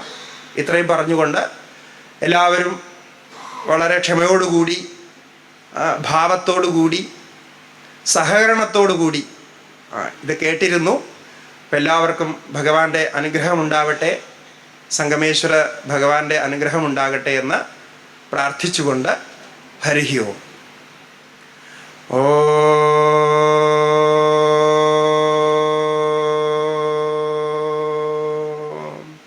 പൂർണ്ണമതഃ പൂർണ്ണമിദം പൂർണ്ണാത് പൂർണ്ണമുദച്യതേ പൂർണ്ണസ്യ പൂർണ്ണമാദായ പൂർണ്ണമേവാവശിഷ്യത്തെ. ഓം ശാന്തി ശാന്തി ശാന്തി. ശ്രീ ഗുരുഭ്യോ നമഃ. ഹരി ഓം. ഓം നമോ നാരായണ. ശ്രീ ശങ്കരാചാര്യ പോലെ വളരെ ചെറുപ്പത്തിൽ തന്നെ ആ ജന്മമെടുത്ത് തന്നെ സ്വാമിജി നേരെ പോയത് ഹിമാലയത്തിലേക്കാണ്. 10-15 കൊല്ലം നമ്മുടെ എല്ലാ ആധികാരിക ഗ്രന്ഥങ്ങളും മനനം ചെയ്തതിന് ശേഷം സ്വാമിജിയോടുന്ന് ഇന്ന് ഭാരതത്തിലെ ആധ്യാത്മിക മണ്ഡലത്തിൻ്റെ ആ രംഗം കണ്ടുകൊണ്ട് ഭാരതത്തിലുടനീളം എല്ലാ സ്ഥലങ്ങളിലും ചെന്നുകൊണ്ട് സന്യാസാശ്രമങ്ങളെയും ഇതേപോലെയുള്ള സംഘടനയൊക്കെ യോജിപ്പിച്ചുകൊണ്ട് നിരവധി പ്രോജക്റ്റുകൾ, നിരവധി കാര്യങ്ങൾ ചെയ്തുകൊണ്ടിരിക്കുന്ന ഒരു മഹാത്മാവാണ്. നിങ്ങളൊക്കെ തന്നെ എനിക്ക് കൃത്യമായിട്ട് അറിയാം, എല്ലാവരെയും പോലെ വ്യക്തികളായിട്ട് അറിയാം. അതുകൊണ്ടാണ് പറയുന്നത്, നിങ്ങളൊക്കെ ഏകദേശം സാധകരാണ്.